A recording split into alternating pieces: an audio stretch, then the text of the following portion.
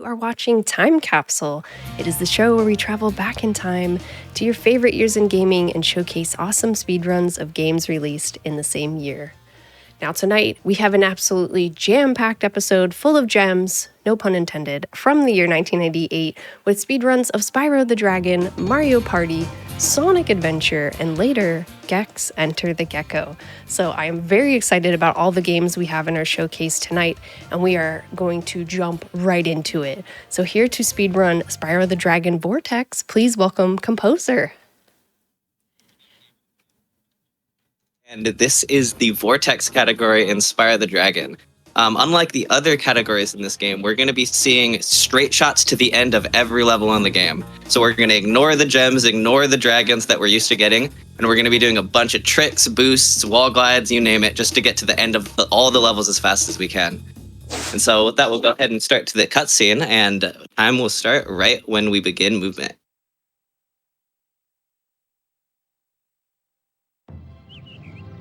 Okay, rolling. Okay, rolling. It's been peaceful. Alrighty, and 3, 2, 1, go. And so the first thing you're gonna see us do is actually enter that all levels code I was talking about to allow us to skip all the collectibles. Normally, we do have to get dragons to get out of artisans, and then gems to get out of peacekeepers, etc. And so by entering that cheat at the beginning now, we're able to just go straight to the end of the levels and not worry about any of the collectibles we usually need to get. So our first level here, Stonehill, is quite a simple one. It's Vortex is right next to the beginning of the level, so we're really just running straight to it. But not all levels are going to look like that one. There's going to be a lot of crazy stuff we're going to see later on. So we're going to make our way over to Town Square here, and we're going to see our first example of a ledge grind in this level. Spyro's unique in this game in the sense that when he charges, he gains a tiny bit of upwards momentum, and this can let Spyro actually grind onto certain ledges that he's below. And so we're going to see that here once we get up to where this dragon is over here. Normally we'd have to go around, but by grinding along it like that, we actually skip over to this area, right over to where this vortex is. And now coming out of Town Square, we're going to see our first example of a wall glide. I'll touch a little bit more on the mechanics later, but you're going to kind of see we're gliding along this wall here, which lets Spyro gain just a little bit more momentum, and we're going to get out of bounds straight into the toasty head like that. Normally, we have to free a dragon to get into the toasty head, but by navigating that scenery out of bounds there, we're actually able to clip right through the top. And I'll let this trick here speak for itself.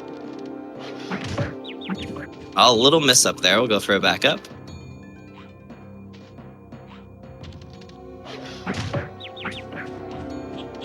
It's all right if we miss this a few times. This is quite a run resetter for a lot of people. There it is, nice. So that's dog proxy, and that's our first example of a proxy in the run.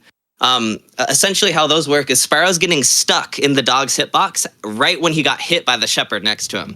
And so the game didn't really know what to do with him being stuck, so it goes, well, we'll just send him upwards. And we're able to use that to our advantage to get right to that vortex. Yeah, there's going to be a lot of cool proxies similar to that, and that one is not even as close as to some of the height we get from some of the other ones. Into Dark Hollow here, we have kind of another just straight shot level. These Artisans levels tend to be more of the simpler ones, not only casually speaking, but for this run here. We're just kind of running straight to the end here in this one. Do a little skip here to save a little bit of time going around the left side.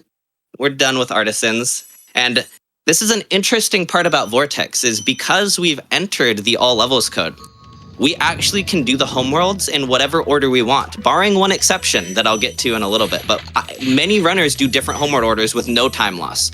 Because of the fact that you go from balloonist to balloonist, people can go to Beastmakers first, they can go to Dreamweavers first, whatever tricks that they struggle with more than other runners, they can just decide to do those homeworlds first. And that's kind of a unique part of this run, is most categories tend to have this kind of very linear kind of route to them, but Vortex can be with 0 time loss, adjusted to be whatever order you want, basically. And so I'm opting to do Magic Crafters first because of the balloonist at the end of this homeworld, which I'll explain when we get there. Entering Yeah, true. Entering Alpine Ridge, we have one of the hardest tricks in the run here. This is one I was practicing quite a bit. Let's see how many times this takes me here.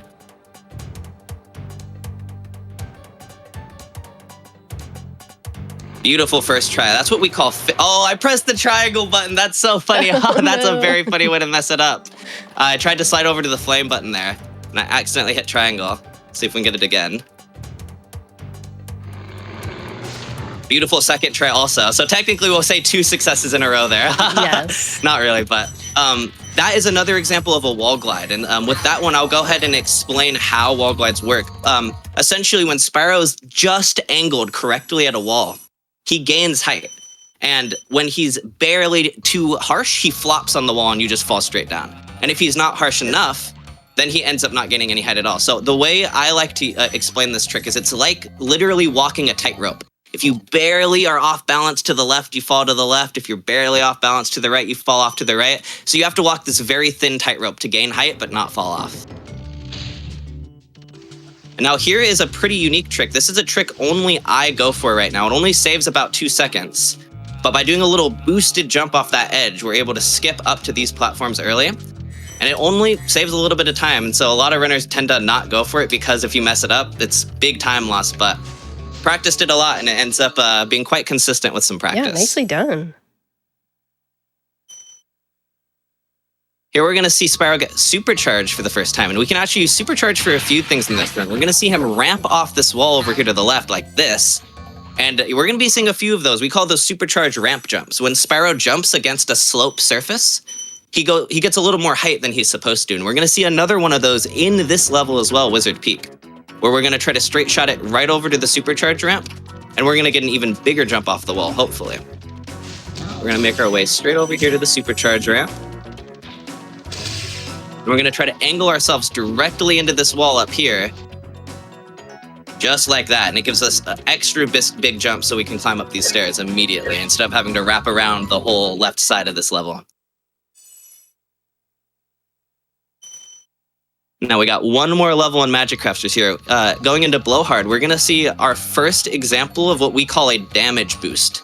When Spyro bonks into a wall, frames before he takes damage, the momentum of the bonk actually gets conserved into the damage animation. So I'll let you guys see what I mean here. I'm going to bonk into the wall right before I get shocked by this lightning bolt up here. Just like that, and you see it gets flying up in the air because that bonk had some momentum that stays there for a few frames. And since I bonked right before it, the momentum of the lightning bolt gets added onto it, and it's like a double momentum, essentially. Oh, that's a nice skip. Yeah, it's very cool. Damage boosts are used in a few places in this run, but it's kind of unexplored mechanic in a lot of the other routes. There's a lot of them you can do, but not a lot of them that are actually useful, Oh, if you get what I mean. I hate it when that happens, but still cool nonetheless. And so here we have the one RNG part of the run, and he actually blessed me with good RNG. So Tuco, they didn't program him to... usually when you, like I said, don't enter the all levels code, you're expected to have 5 eggs by the time you get to the end of this homeworld, or else you can't leave. But because we've entered it, we can. But they forgot to remove the dialogue of him recommending a level to go get an egg. So he's like, hey, you don't have any eggs. Maybe you should go get one in Clifftown or in Stonehill, etc. We want him to suggest us an egg from one of the levels in Peacekeepers. So that way we can avoid the homeworld movement entirely. That is usually required to get to one of these levels. So basically, by getting him to get me to go to Clifftown, I went straight to Clifftown instead of having to actually run from the beginning of Peacekeepers over to Clifftown. And so there's 5 levels he can recommend, and 2 of them happen to be from Peacekeepers. So it's a 40% chance that you're gonna get what you want. So now this trick here in Dry Canyon is a pretty unique one. There's nothing else like it in the run. We're going to try to get the thief to turn around in a particular way so we get boosted off of it here. Going to do a little lineup.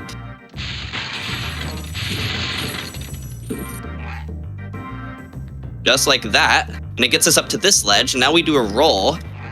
Just like that. And it gets us up to the very top of the level. Now, this trick, Massive Dry Skip, is very interesting because it was one of the last tricks to be found in this category. There's been a few since it, but as you saw, the vortex was literally right above from where we spawned. It's literally like directly above us, and it was kind of just teasing us the whole time, like, man, there has to be a way to get up there, but we had to run all the way around, and so that trick was one of the bigger finds that's been done in the past few years. That's too funny. Taunting you. Exactly. Now this one is a frame perfect trick. Let's see if I can get this one first try.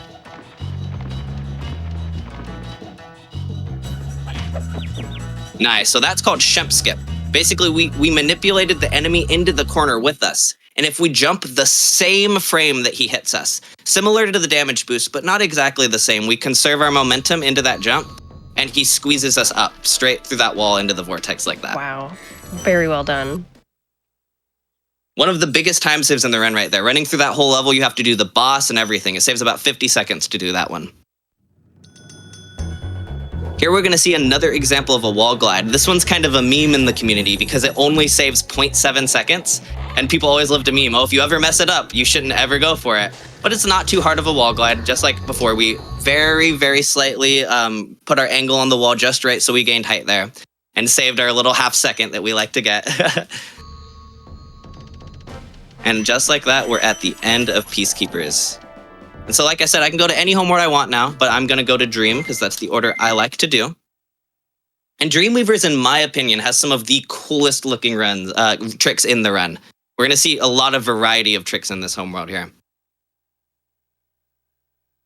And it's also, in my opinion, the most beautiful looking homeworld from a casual perspective. I love the color palettes and all these levels. Oh yeah, this one is great.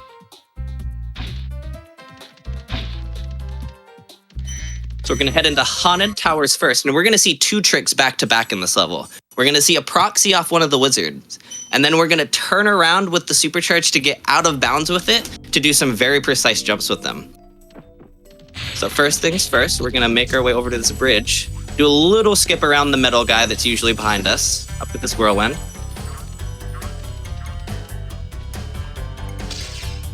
Just like that, we get a proxy off of the wizard, similar-ish to the dog proxy we had earlier, sends us up from his animation, pushing us out. And now this one's really cool. Turn around with the supercharge like that. Now we're out of bounds with it. We do some jumps just like that to get over to the vortex. That, to me personally, was the trick that made me want to learn the category. Yo, what? When I was watching people do this run and I saw that, that's what made me boot up Spyro and go, I want to do man. that. How long did it take you to learn that? It took me 2 or 3 hours-ish to get in my first try, but it's actually one of the more consistent ones once you start Very learning. Cool. So you saw me take an intentional death there. That's so that way I could respawn at the beginning of the homeworld, so that way I can go straight to Dark Passage quicker. Now this one's going to be another example of a damage boost, where we're going to bonk right before taking damage to get sent up in the air. This one's a lot harder than the last one, though. This used to be the hardest trick in the run before a lot of the newer discoveries, but now it's still a hard one, just not the hardest.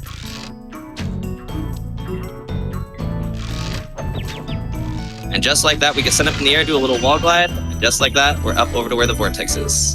Took a little unintentional bit of damage off that guy, but no big deal. Now we're going to skip the whirlwind that we usually take to get over to the upper area here, right to our right here. We can just do a little jump, and with a well-timed glide and charge, we're able to skip that whirlwind.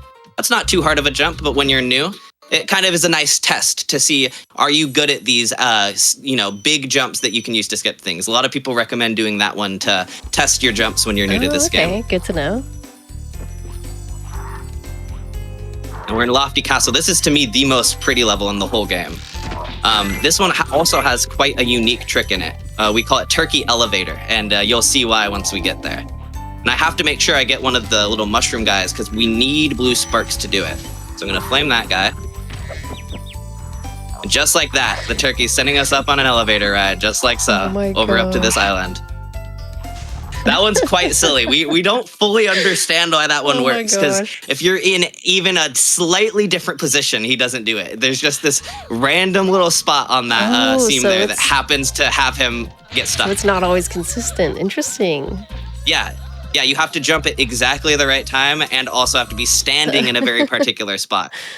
Because usually he's designed to go right back on his path, right? He'll kind of swerve around and go back on his path. But for whatever reason there, he just kind of gets stuck hitting you upwards, which is good for us, but very interesting how that works. Little tiny jump to skip the full we usually have to flame there. That's a small little second time save or so, but it's nice. And then this level is actually the last level in the run with no trick. I actually have a $200 bounty on this level for anyone who can find a trick. So if there's any glitch hunters in the chat, and you're looking for some cash, this is a level that needs a trick because we have to do this whole long boss fight right here. We have to just basically do it casually. We're basically just running through and doing the entire boss fight casually. And there are some task strategies that save upwards of 10 seconds in here to skip this whole boss fight, but all of them are insanely difficult to do RTA. And I've only ever done the task strategy in this level in an IL, an individual level, one time, and it took me like 3 days of grinding that out alone. So if there's anyone who's looking for some cash, there's a trick in that level with the bounty. Yeah, composer's ready to fork out 200 buckaroos. Yep, absolutely. And just like that, we're into our last regular homeworld Beastmakers before the final one, Nasty's World. We do have to end on Nasty's World because the run ends when we flame Nasty Nork, the final boss. But Beastmakers is a pretty interesting homeworld. It is one of the more difficult ones, but I always opt to put it last. Simply because I feel for whatever reason, the harder tricks actually affect me less when I'm nervous. I actually get affected more by easier tricks when I'm nervous because I'm like, oh, I don't want to mess up something I usually don't, right? But with these harder tricks, I'm already kind of expecting that I'm going to mess them up, so it doesn't really affect me as much. That makes sense. This upcoming right here is also one of the hardest tricks in the run. I only get one attempt at it. Did not get it. I needed to just be a little bit higher, but luckily there's a nice backup we can go for when we don't hit it. That's another example of a kind of like a damage boost. It's kind of unique, but we just needed a bit more height. But luckily, there's another damage boost we can do right here off of this guy. We get up there, skip over to this area, go fly over straight to the vortex like this. That trick I missed does save about 10 seconds, so it is quite a big time save, but I would say it's definitely one of my lower consistency tricks in the run. I'm about 50-50 at it, so once I enter this level and I'm on a pace, I know that there's a good 50-50 shot that it's about to die there. So, not too surprised that I missed it. And then Misty Bog is quite an easy level. If anyone wants to do anything in this run for themselves, this one is quite an easy one to do. The vortex is literally across the way in this goop that I'm going to wait for fodder to eat here. And now I can just literally glide along this goop and take intentional damage to glide over here, just straight over to the vortex. Kind of an interesting kind of like level design moment, because Spyro tends to have these kind of circular levels almost in a way where the beginning sometimes happens to be close to the end but unreachable. This is just one of those times where it's very easily reachable. But they're not expecting you to glide through that goop and take damage on purpose, you know? Oh, yeah, definitely not.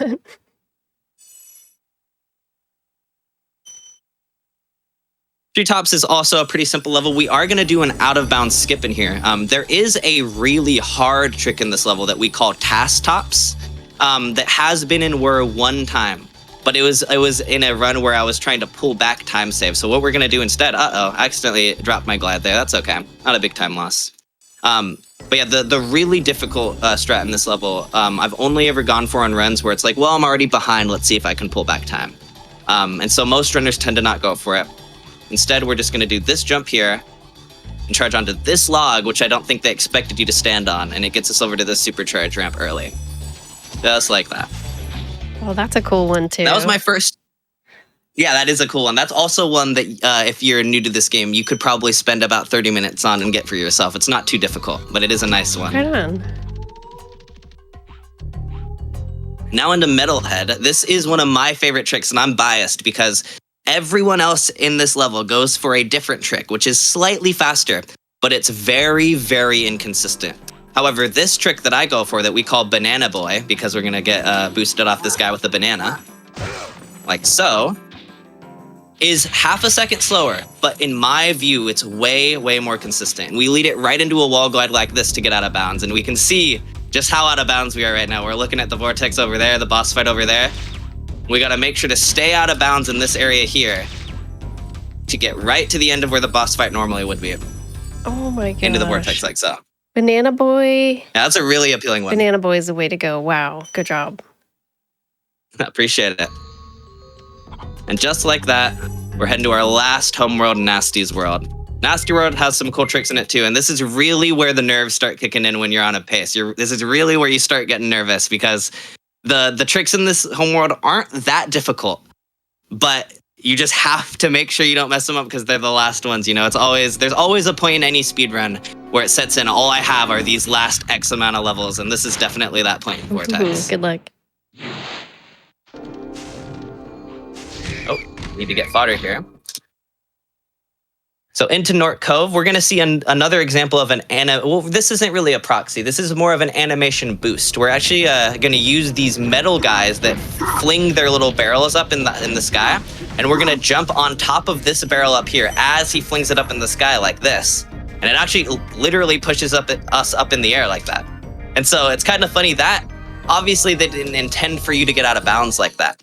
But I like to theorize that they did intend for when you get stuck on the guys who do animations like that, for that momentum to be transferred to you. I do think that that was something intentional. I just don't think they realized how it could have been used. And then Twilight Harbor. This is really where the nerves start kicking in, because this is the last hard level on the run. The next level after this is just a boss fight chase that's really, really hard to choke in.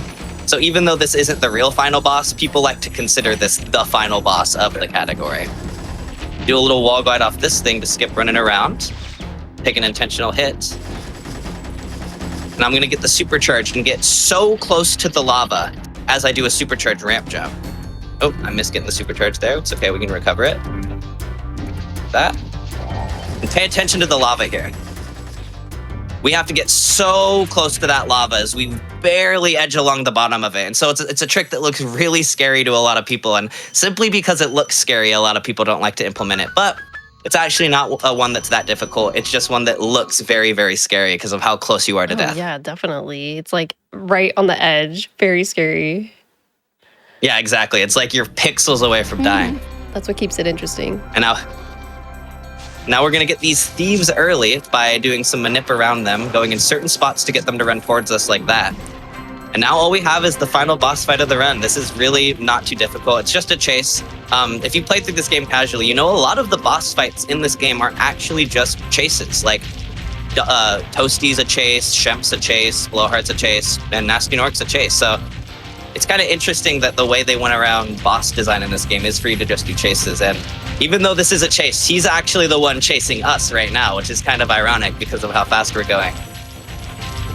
And we're going to flame him a little bit before he gets on that platform, because his damage point gets activated just a little bit before we'd expect it to. And all we have are these final platforms as we reach the end of the run. A few more glides. And 3, 2, 1. That is Spyro the Dragon Vortex in 2122. Oh my gosh. GG. Can we get some GG's claps in the chat? That was wild. That was so cool. Composer, how do you feel? What about that was a really great run. Honestly, 21, especially a low 21, is a really great time that many runners would be happy with. And so to be able to do that in a marathon, especially one like GDQ, it's very exciting to be able to showcase it. Honestly, I would consider that a very clean showcase of the run there. Oh yeah, thank you so much for showing off the game for us. I'm curious, Composer, are you planning on like running this category more in the future, or do you have other plans with Spyro? Yeah, absolutely. I recently improved the world record in this category about 6 days ago to a 1950. And my overarching goal is I want a 19.3x. And that's basically a perfect run, like very, very, very minimal mistakes. And this is honestly the category that means the most to me. It's not the one I started with, but this category has such a loving community behind it. Like I've met all of the friends that I talk to every day through servers around this category, and to me that is the most important part about speedrunning, is the community. Like this category just means so much because of all the people I've met through it, and everyone's so supportive regardless of if your PB's under an hour, under 30 minutes, or you're going for a sub 20 and trying to get where. Like every single person is valued and given just as many GGs as the other, and that's why I love this category. It just has such a nice community behind it. Well, I can definitely say that you are an amazing addition to the Spyro community, and I see some of y'all out there. Thanks for showing up. Composer, do you have any shout outs or anything you want to mention before we roll over to the next game? I just want to shout out the Spyro community, honestly. If this run looked interesting to you and you kind of even just want to mess with some of the tricks, even if you don't plan on running, feel free to join the Spyro the Dragon speedrunning server. You can Google Spyro the Dragon Discord, speedrunning, and everyone is willing to help. People love giving advice to new runners on how to go for tricks, how to start running. We're very supportive of new runners. So if you're interested in running this category, or heck, even any other Spyro category, reach out to the Spyro community and people are going to be jumping to help. That is so awesome. Thank you so much, Composer. And hey, listen, if y'all did enjoy the run, make sure you follow Composer here on Twitch. The link is pinned at the top of the channel. That is the number 0, MPOSER. So yeah, thank you so much, Composer. That was really fun. Thanks for having me. Before we break, y'all, I do want to give a big shout out to all of our amazing supporters. Your subs, Prime Gaming subs, gift subs, and bits cheered here on the GDQ Twitch channel help support the Games Done Quick Hotfix. So if you do enjoy watching this show, Time Capsule, or any of our other fantastic shows, please consider subscribing to the channel. And you can learn more about everything Hotfix at gamesdonequick.com/hotfix. And if you do want to be a little more involved in our community, you can feel free to join us in the official Games Done Quick Discord. There you can chat with staff and showrunners, and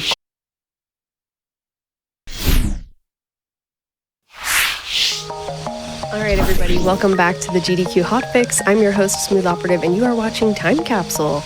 And you are now cordially invited to the Mario Party. And here to show us Minigame Island 100%, please welcome Gerbies. Hello. Thank you so much for having me. Hello, GDQ. I'm super excited to be here. This opportunity is awesome. I've never actually done like a big or like any kind of Mario Party event, so this is just super, I don't know, I'm excited to do it. So yeah, I'm Gerbies. Some call me Jerbies, but you can call me Gerbies. And I will be speedrunning Mario Party, the first one, Minigame Island 100% on the N64. I'm a full-time N64 speedrunner / content creator, so I definitely play lots of N64 games. I've been speedrunning this game for about like 3 years now, so I definitely have like a decent, I got some good like muscle memory for this game. Last year I held all the main category world records on the N64, so that was pretty hype. GG. Thank you. I currently hold only 4 to 5 though, so I lost one. GG, no. But I do currently have both Minigame Island world records on the N64, so you know those are my babies. So I'm super excited to have those still. But introducing the commentary booth here, we got Bird. Yo, Bird. Hello, what's up? My name's Bird. I've done a little bit of the Mario Party speedrunning over the years. It's been quite fun. I'm very excited to see Gerbies absolutely kill it today on 100%. You got this, my man. Much love, dude. Thank you. And Kelly is the other side of the commentary booth. Yo, Kelly. Hello. I'm happy to be here. My first time getting to be a part of anything like this. Super happy to cheer you on. I am the second place for this run, so I get to cheer on the guy who stole it back from me. We've had this little friendly back and forth going on. Oh, wow. And I have the record for both the Switch versions of Minigame Island. I'm super excited to see Gerbies, Jerbies, whatever we want to call them, gift chip. Show off this game. There's so much fun here with this original Mario Party, and I know he's going to do an absolutely fantastic job. Well, thank you all so much for being here. Yeah, thank you, Kelly, for that introduction, man. Yeah, Bird and Kelly are definitely like my homies when it comes to Mario Party speedruns. They've both been like pretty high-level Mario Party speedrunners in Mario Party 1, both 100%, any percent on the Switch. So I'm really glad that they can join me. And let me just quickly kind of explain like what's going on at the beginning. Some strategies are a lot more optimized now. Like we now play Peach because both Peach and DK are optimal characters. Yeah, they might have lied to you. All the characters are the same. They're not. Peach and DK are actually super optimal. They have really big hammer swing hitboxes for the second minigame Coin Block Bash. So I'm excited to show you guys that. You can basically hit 2 blocks at once, which is like a really big time save for something, for like a category that like, it's hard to save time with execution like constantly. So it's really good to like save time when you can, like, or try to. So yeah, like we said earlier, it's 100%, so we'll be doing all the worlds. Any percent you normally would do world 3 and 4. But because we're doing 100%, we're going to be doing all the worlds, so I'm excited to show you guys that. I believe this is the first 100% Minigame Island run. I believe. On any event. I think. We'll have to check the catalog. Because I think there's lots of any percents, but it's like no 100%, which I'm kind of excited. World 5 is insane. Most people don't actually run World 5 because it's just so RNG heavy, but it's a lot of fun. So I'm excited to show you guys what's going on. And then, yeah, that being said, I think we're ready for a countdown. Yeah, 100% of the party. Peach good luck. Give us a countdown when you're ready. Okay, actually, hold on. Let me just open my own splits. I totally forgot. Just like keep me on the track. Hold on 1 second. I'm so sorry. I love your shirt, by the way. I just got to throw that out there. Yo, thank dressed for the you. occasion. I am. I love some Mario Party. Okay, so all right, here we go. Okay, so countdown. I guess I can start it. Okay, so 3, 2, 1, go. All right. Good luck, man. Yeah, good luck. Thank you, guys. Okay, so this is Minigame Island 100%. So we'll be picking Peach right away. Technically, we lose a little bit of time picking Peach because we're like moving over slightly to pick them. But over the course of the game, it saves quite a bit of time. So we'll definitely cash in there. The reason we're picking Luigi is because his hitbox is annoying for Crane Game. So we actually want him to just like, come along, buddy. We're not going to have to pick you up. So that's kind of essentially what's going on there. Does someone actually want to explain Coin Block Blitz here while I just like keep the coin count going? I just have to like kind of pay attention here. 3, Yeah, sure, we can. Yeah, I guess I can take this one here. So Yeah, go ahead. Coin block blitz. Essentially, Gerbies is running around and hitting every coin block because it doesn't matter how many coins you get as long as you get enough to complete the game. But you're trying to hit every coin block individually because they have set timers. There's one that has a very long timer and they don't trigger until you hit the block. So you want to run around, trigger every block, and then go back and try to finish out the blocks as fast as possible as the computers also hit their blocks. Exactly. It's kind of chill, honestly. Like it's a first mini game. You end up resetting sometimes to it. It's not a big deal. You probably end up resetting more to this mini game. This is the mini game we're talking about with the big hitboxes right here. Boom, double. We might get baby. boom, double. Big time save. Boom, double. So we already beat the mini game. Now we just need to get one more double. DK's finishing up on the top left. Boom. Unfortunately, Wario blocked the hitbox twice. So we're gonna see the hammer glitch come out there twice in a row. That's- if there's someone directly under a block, that hammer sometimes goes right through the block. Really unlucky there. 2 hammer glitches. It just went right through them, so they actually blocked the hitbox of the block. Double block. Kind of unlucky there, but we still got through it, so we got the bags. This one is kind of, you have to make sure you grab all the coins you can. Kelly, do you want to explain the cycle, how it works? Yeah, so the first 5 coins, you're not going to want to jump here. As soon as you see this 5th coin, what happens by Gerby's doing this is he's now getting the coins to spawn 2 at a time, and it makes it really easy to track them because you're only tracking a few locations. We only need 20 coins to win, so as soon as you get 20 coins, you are able to jump off there. Nice. So yeah, the definitely grabbing coins in the air is super optimal there because the faster you grab the coins, the faster they spawn. So it's super ideal to just grab them early. And now we have something. Everybody might remember this minigame. It's a spinning one, paddle battle. Hitting the rapids. Let's go. Hitting the rapids. There is actually a way to save a couple seconds by just like hitting them optimally in certain spots to get less lag on the N64.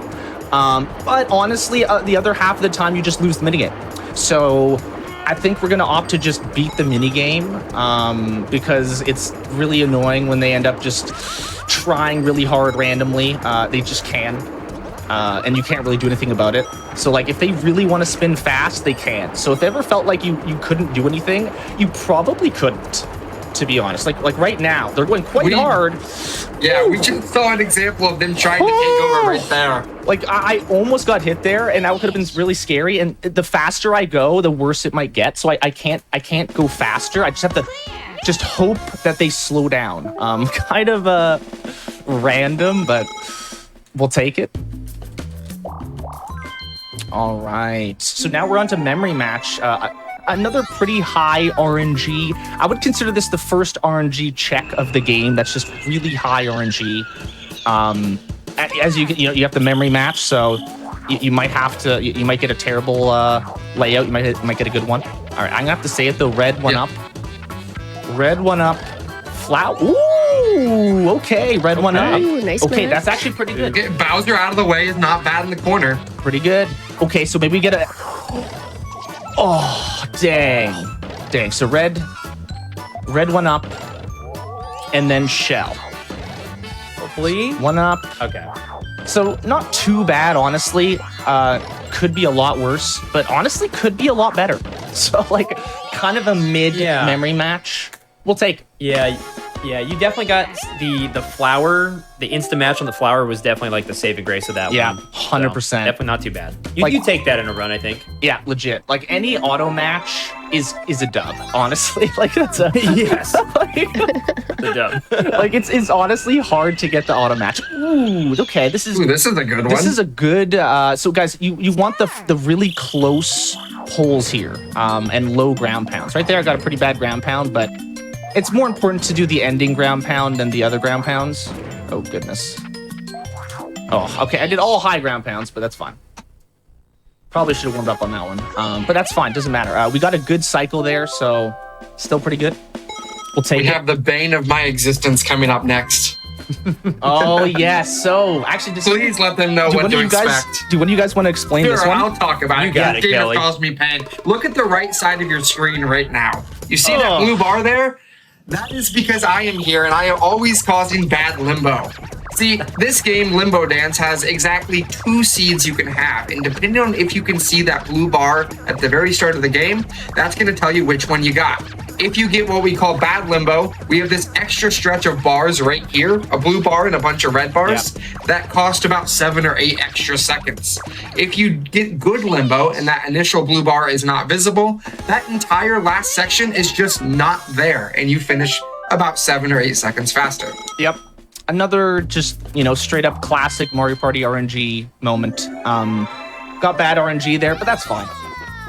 It's only like 7-ish seconds. So like if you're going for world record, it could be like, oh no, but this is chill. We want to show you guys what's going on with Mario Party. So yeah. Another RNG one is this musical mushroom. It's complete RNG when the music stops. So you can see how that, takes a toll on the speed runs. And she is not going to stop running. I think you got a 3/4 rotation at least. That was almost the worst possible, like honestly. So that was pretty bad luck. Just kind of running around there for a while. Yeah, Nothing we can really do. We're going to see a lot of moments, especially with Mario Party. Those of you that have grown up playing Mario Party, luck does not go away in the speedrun. It is here quite a bit. This is going to be one of the first breaks that we get in the speedrun where Gerbies can kind of just chill out for about a minute. Yep, exactly. So guys, this minigame is unfortunately just as bad as the Superstars minigame, where as long as the one player is decent, they will never lose. I'm not sure why Nintendo made a second one of this when it's the exact, very favored for the one person. There's actually a few minigames like that, like earlier Coin Shower Flower, super favored for the one person. Like everyone is legit grabbing just scraps. Like, oh, I got 3 coins. Well, the one person gets 28. So that's kind of, one-sided there. But, it is Mario Party 1, right? Like, it's the bones of Mario Party. So, they had to just throw out ideas, out there. So I respect it. Yeah, and since this is going to be a 100% run, we're going to see Gerbies deviating from the world order for the first time here. Yep. Normally you would go right to World 3, but instead we're going to get World 5 out of the way because this is the most brutal, long, and RNG-filled world we have. Yep. Except for Castaways. Yeah, except for Castaways, which is funny because I actually didn't even practice the positions, but I should be able to snipe it. Okay, early. Worst case, we end up losing this minigame, but I mean, obviously, I don't want to. That would be not ideal. Yeah, it's both a Perfect. blessing and a curse that Castaways has a 60-second timer. Yeah. Because you get plenty of time to finish the game, but it makes it all the more embarrassing in your casual streams when you lose it one time.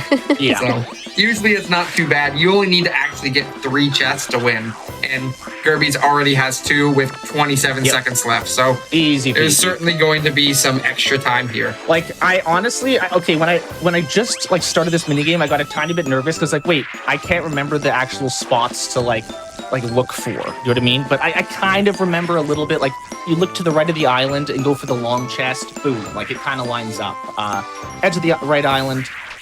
Let go. Boom! Line of the chest. So there's a lot of easy strats like that for this that like I didn't even practice that much or anything, and you can kind of just get. So that just goes to show like how easy some parts of the run is. Whoops, there we go. I forgot to that's cool. switch. You didn't even have to like finish fishing. Like you were just done after 3. That's cool. Yep, exactly. So only 3 fishes. Technically 4 because I missed one, but you know we don't count that one. And then we got Shy Guy, which is another complete RNG minigame. You're gonna hear that a lot. That there's like complete RNG minigames. It is Mario Party. Yeah. These red flags are Is it confusing. Is it safe to say this might be one of the most influential games in the run? Yeah, I think for 100%, this is the biggest make or break if it's a good run. Ooh, double kill. Ooh, that's a double. We got a double. That's really good. Wow. Please, we really need DK to drop here. Come on. Oh man, he's the leader of the bunch. I mean, we just saw him well. We just saw a randomizer recently, and here he is just randomly putting up flags and winning. Oh, He chops. was killing it though. I'm not gonna lie. He was doing well. Why that double was so important is you see Shy Guy has to do this cutting animation every time somebody gets the wrong flag. So on a double, that's one less cutting animation. Yep. So a bit unlucky at the end there. We did get a double kill, so it kind of evened out a little bit, but I still think we lost a bit of time, but not a big deal. Oh my goodness. Somebody else will actually want to explain this one while I just try to, no. Oh, you. Ooh. Okay. Wait, he's bad. He's bad. Is he the bad? Yeah, you're Yes! good. You got this. Oh, that's we didn't even great. get. That is we didn't wow. get a chance to explain I it. did. Okay. So guys, anyway, Bumper Balls is so crazy. There's like a hard computer and then a medium computer and an easy computer. I can't remember if it's like random. Something like that, It's yes. Yeah, it's that pretty much. And you have to figure out which is the hard computer because you basically cannot 1v1 them. It's almost impossible. So like it's almost like a soft lock where you have to just like restart that mini game if you get stuck with them. Fortunately, we just hit the shark there, but yeah. So we got really good luck there where they all just kind of went to the edge. I hit the hard AI off, and yeah. Good to go. This one, it's kind of straightforward. You just get the chest as fast as possible. If the computers do well, you just save time, straight up. See, unfortunately, though, a lot of the times the computers really enjoy observing the ocean floor. Like Wario is, yep, there he goes. Wario is enjoying it. Oh, wow. He actually... he didn't make it through. Wow. That was pretty good RNG. That's pretty solid, yeah. Wow, that was great. That's like 20 seconds faster than my last one that I did, I think. Which is a lot. Honestly, Wario was like hanging down at the floor. This one, he rose up to the challenge, you know? He literally. Ruby's is doing a great job here Certainly. of showcasing all the different possibilities of RNG right now. We had some really bad RNG early. Now he's getting some great RNG. He's absolutely killing it. Yep. Yo, thank you, man. I appreciate that. It is pretty wild. I'm not gonna lie. This is It's all over the place. It really is. But in a good way, though. In only a way that Mario Party can be. You know? Exactly. Guys, this is the original Bombs Away, so everyone agrees that the second one is better. It's just more intense. There's a big bomb at the end. It's just more fun. This one's pretty basic, but you can get a lot of a good RNG here where you get like a triple where they all fall off and the game does end quicker. It's super rare though, and it's just so hard to pull off on purpose that like you actually end up like risking your entire run going for it. So like you kind of want to just survive, maybe greed a little bit by like trying to like be in the way of them so that they can't get back on or something. But other than that, you're kind of just you're just kind of running around and hoping to just not fall off. Oh my goodness, this one is kind of annoying. You have to spam A as fast as possible. More than the other, the computer actually spams A decently fast here, so you have to be able to mash decent. I've honestly lost a few runs by just not mashing well, and just they got to the chest first. So, got to make sure you mash. Typical Mario Party. Like interesting fact. There's so many chests here. You could get every single small chest, and you will still lose by 1 coin. Yeah. You have to get that bottom chest to win. So yeah, it's actually like pretty much impossible to beat this minigame without getting the big chest. So you really need the big chest. So you always go for it first. Exactly. Yeah, which they I do got too.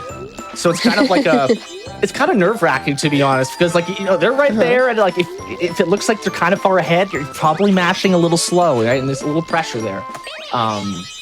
So that actually worked out pretty well. Yoshi actually followed me to the left side, which is like pretty slow, but it ended up working out. You usually want like the computer to go to the right side. It's complete RNG on like where they go. We were trying to think of some good manipulation, but we couldn't, honestly. Like, we don't know.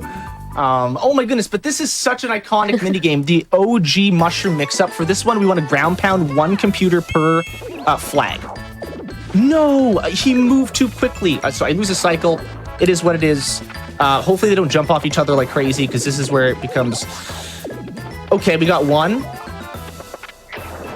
Perfect. Okay, so it's kind of one per turn here. I'm actually going to do a new strat that I came up with,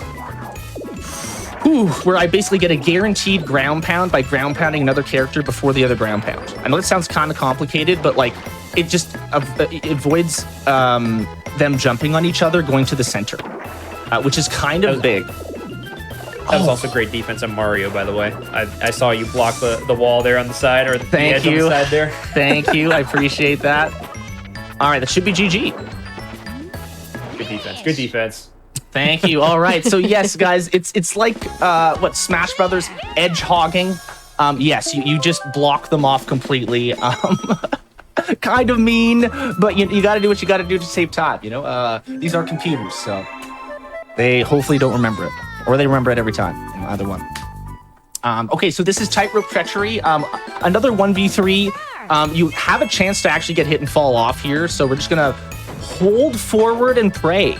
That's kind of our strat here. I know Bird actually had this other strategy with Mario where you could like kind of get hit at optimal times, like there, where you like your animation. Look, right, oh my goodness, I just got 2 cancels. Ooh, almost fell off there. Yeah. I don't know if we ever really did a super deep dive on it. Like, I was kind of playing with it at one point where, because if you walk towards the edge of the rope, you get a different animation of you kind of like about to fall off the rope. And I was playing around with like having that animation active and then getting hit with the cannonball as you turn back onto the rope, and it kind of cancels it there. And then I don't think we ever really did a deep dive afterward to really like confirm or deny that and whatnot. Yeah, but you pulled off like 4 or 5 of them there. That was ridiculous. There's another version. It's funny that you brought up Smash Bros before, because I like to refer to it as a phantom hit for all my melee people out there. If you also get hit on the screen transition, it'll happen as well. And we saw that happen on 2 or 3 times right there alone. I wonder. Oh, so guys, Crazy Cutter, there is RNG on the pictures. Goomba is the worst. Unfortunately, it is the slowest. By like 6 seconds, I think, something like that. Yeah, it's pretty. Maybe like pretty 7 or 8. Compared to the bomb. Bomb, yeah, saves about 8 seconds over. Yeah, 6 to 8 seconds over Goomba, and then Boo is kind of like medium mid. So like, yeah, it really just depends on like what you get here, and that's how much time you really just save. Also, computers failing saves you time. It creates less lag. You save about half a second per CPU that actually fails on N64. So like my best gold was a bomb-on with a triple fail. Kind of insane. I've only seen that twice. Yeah, honestly, that saves a lot of time. I think that saves potentially up to 10. Which is kind of insane on just like a pure RNG minigame. And actually, Kelly, do you want to cover this one? Although maybe like how many chest locations there are and stuff? I'll see how quickly I can get through this. So this is what I call the second major check of the run. And luckily, Gerby's has found a sign almost immediately. Not to mention that he mashes like an absolute god.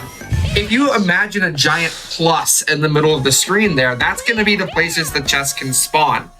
Because of that, sometimes it can spawn on the far right side of the screen and you just lose automatically. Unless you are Gerby's and you can mash faster than anyone I've ever seen.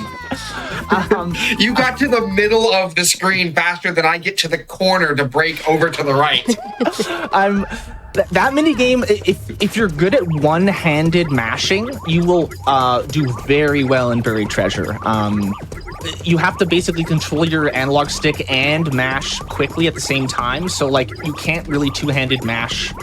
So if you're good at, which is kind of my my skill is definitely the one-handed mash. So I can do quite a fast one-handed mash. So it definitely shows in Buried Treasure. And I like Buried Treasure personally. It's kind of a fun minigame.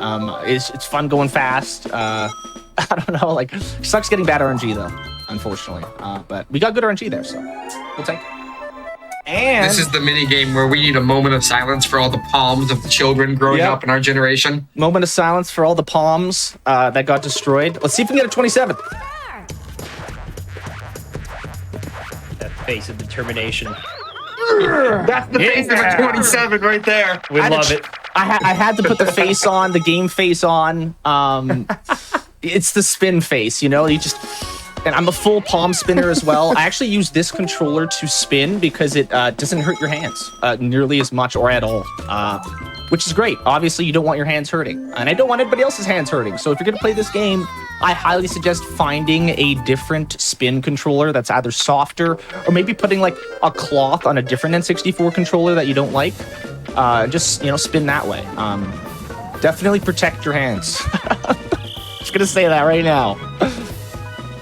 Or get the Nintendo gloves from, Nintendo. That can protect your hands since they sent those out.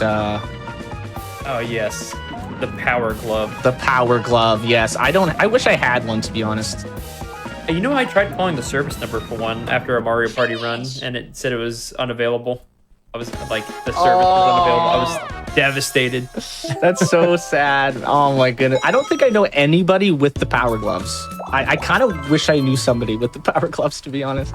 Did they even work? I thought they got recalled. Maybe I'm thinking incorrectly, but Anybody in the chat? Power Glove user? Yeah, any Power Glove users in the chat?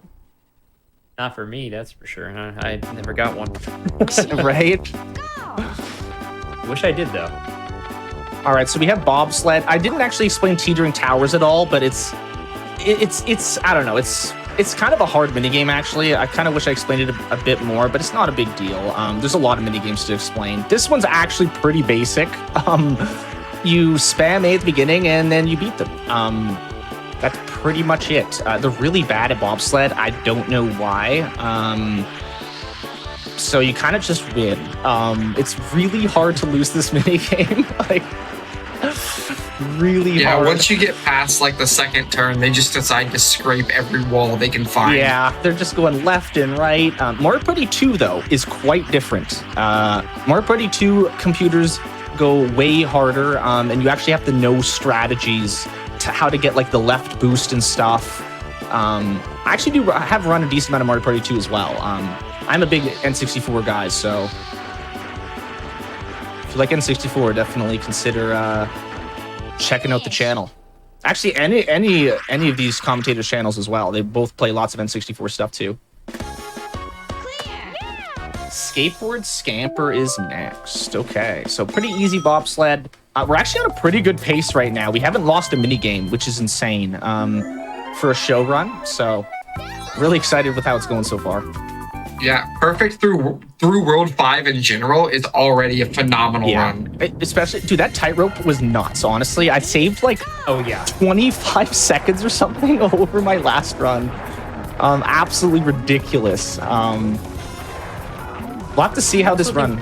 It's good to bring up real quick about this minigame here. Like, it does look really straightforward, but the main thing about this minigame, Skateboard Scamper, is that you just kind of mash it on a rhythm. You don't have to go too fast here. You can, as long as you get through all the thwomps and whatnot. It's not until the camera starts to pan here that you actually have to mash a lot harder, because this is the only part that really matters for mashing. And sometimes you can just be unlucky and actually lose. It's once in a great while. It's not very often, but sometimes you could just be unlucky. Speak for yourself on that one. I lose this game way too often. My match is not what a Mario Party run should be. But Gerby, do you want to explain what happens in Handcar? Actually, yeah, sure. Okay, so guys, Handcar Havoc can save up to 12 seconds if the computers fall off. So let's Prage. Let's see if they fall off. Yeah, usually if they do fall off, it's going to be on the third turn. So we see turn 1 right here. Okay. There's going to be another slight turn and then a sharp left. We need Mario to want to touch the lava. Ooh, okay. So this is the big turn. This one has a high chance of killing either of us. Get out of there. Oh, that's so close. Okay. Yeah, close. if they do fall off there, what happens is this game runs a lot faster because we're only loading one car. And so we'll see. If you look at the second timer, you can just tell how much longer than a second every one of these seconds actually is. Oh, there we The go. late fall. So we save at least 4 seconds, at least. It's kind of crazy how much faster the game runs when there's only one handcar havoc going. It's kind of I wild. didn't even know they could fall that late. I have never seen them late fall. Really? Yeah, it's possible, but it's usually on that sharp turn like you mentioned. Oh my goodness. Okay, so now we have Ghost Guess, which is kind of a hard, it's a hard minigame, and you need decent RNG, and there's a pause strat. So I'm gonna do the pause strat here. I don't know if you guys want to explain it while I try to concentrate, but I'm gonna pause here. Okay, so I think that's the top one. Easy. Let's go. So Nice. Go ahead. There's a pause there that you can do at the beginning. It's pretty quick, and then you can kind of do a quick scan, like a quick scan of which boo moved first. That was actually a really easy one. Thank goodness, because there are a few seeds where they actually, I believe the boos move on the same frame, the first one. So it's a literal guess. So you kind of have. All right, here's where the run really begins. This is another major RNG check. You need 10 coins. If you get a single bag, it's pretty much GG, good run. So let's hope for a bag. Yep. Oh, okay. I punched one. Oh no. Okay, this could be bad. I got 5. I'm gonna camp. Do the camp strat. No, it's GG. Ah, that sucks. All right, we lost that one. It's all good. It's really hard to get the right RNG for some of these mini games. Like that one, I had one good chance and I basically gave it all to Mario.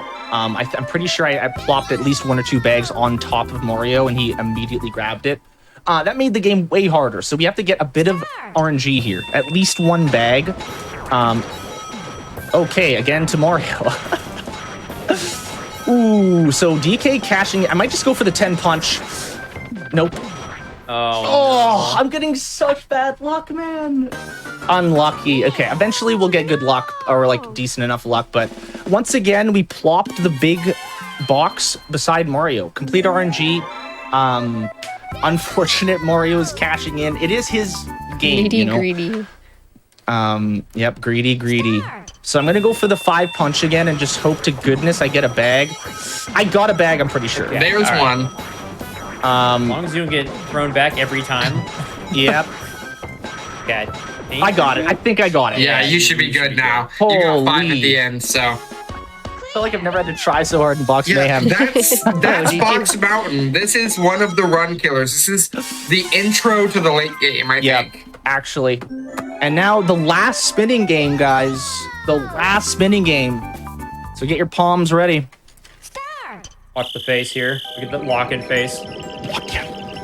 Oh, he's so locked in. This boo never stood a chance. Good God, no. Not with that leg power. Look at that. Look at that. Deece. We'll take it. Could have been a little bit better, but overall felt great. We'll take it. That was incredible. Thank you, Bird. Hey, Palms of steel. Oh man, we got a good one coming up here. Tipsy Tourney. This one is actually one of the highest skill cap games. If you don't get a first cycle, you actually lose a lot of time compared to top 5 runners. So this is one that honestly practice is super worth, and I might even mess it up. So let's see. Nope. He says as he executes one of the most flawless tipsy turnies I've ever seen. Nice. That was almost a 20. Yeah, I was almost tie gold. So we'll Have you definitely always take that. gone counterclockwise? Yep. I've never noticed that. Yeah, I don't know why. Whatever's comfortable there, as long as you get the cycle, I guess, right? Ooh, this was a good one. So there's 2 different kinds of pulses here. There's the small pulse and then the big one here that is louder. And once you hear that, there's only 3 pulses of that and you throw it. So I'm gonna wait for it. 1, 2, 3. Okay, so we chucked it. We held the longest we could there. Kind of bad RNG with when it blew up, but still pretty good. we didn't get blown up, which happens more than you'd think. Ideal. You not to describing get the blown up. bomb pulses was me realizing that I've had the game audio muted this entire run. Oh no! Hey, that's I was okay. like, I'm not hearing the pulse that you're talking about. Just like waiting for it. Okay, so this one, Bombskaball is such a fun one. Ooh, see, DK goes for that insta punch there. The only thing you really want to do here is either launch off your teammate or just do 2 jumps. Or like 1 jump after the first jump. So yeah, 2 jumps or jump off the teammate. They can immediately steal from you as soon as you land. So that's like what you actually have to watch out for. DK went for the quick one too. You know, he did a little punch. He missed though. So thank goodness. Actually, now we're in hot rope jump. Kelly or Bird, you guys want to? When do you guys want to explain the gauntlet? It's coming up. Yes. The gauntlet. You can take this one. I'll take the gauntlet. The gauntlet is what we like to call this stretch of World 7-1 to 7-4. And the reason why we call it the gauntlet is because it's got a horrible mix of RNG and skill that you need to account for. It starts with a slot cinch, which is not too bad. It takes some practice to get used to, but you know, with pause buffering, if you don't feel comfortable, it's okay. Yeah. And then it goes into crane game. Crane game, really tough game. Yep. If the RNG doesn't present itself well for you, if you get a bad grab, if you're mashing too quickly, things like that, it's all over the place. Then you go to 7-3, pipe maze, completely RNG. You have to follow the pipe all the way up. You got to pray that you pick the right pipe. If you're good enough, you can follow it all the way up and be good, but it's an acquired skill. It takes quite a lot of time to get used to, so that's one you definitely got to practice a lot of. And then finally, you wrap it up with bowl over, arguably one of the worst RNG games in the run because you kind of chuck a shell. You got to knock down every player pin. There's 3 player pins. Knock down those 3 players. They can just go to the opposite sides of the bowling lane, and you just can't get them all. So it's absolutely brutal. It's 4 back-to-back mini games that are just ridiculous at the very end of the run, and we're going to see Gerby's first try each one right here. It's going to be awesome. All right, let's see if I can hold that. Let's get first tries. Okay, so I'm not going to do the pause buffer here. I actually like to just whatever I get off the bat. So like sometimes I get good RNG, sometimes I get bad. I've gotten a really good gold here by jumping, getting the coin immediately, and then just like actually getting the 2 coins like after just 1 cycle. So there is a pause buffer you can do here. I don't think you need to do it. Oh, that kind of sucks. No! Oh, wow, that's... All right, that's so Gerby's was just showing you what it would look like if you do miss. And now Gerby's is going to first try them all. It's going to be great. It's also interesting to point out that there's only 2 pictures here, the treasure chest and Mario's cap, that will actually speed up the second and third wheel if you get them. So he played that on hard mode by getting the chest initially. Yeah, so it kind of sucks when you get the chest. Yeah, it just sped up really fast there. I was 1 frame off, I'm pretty sure.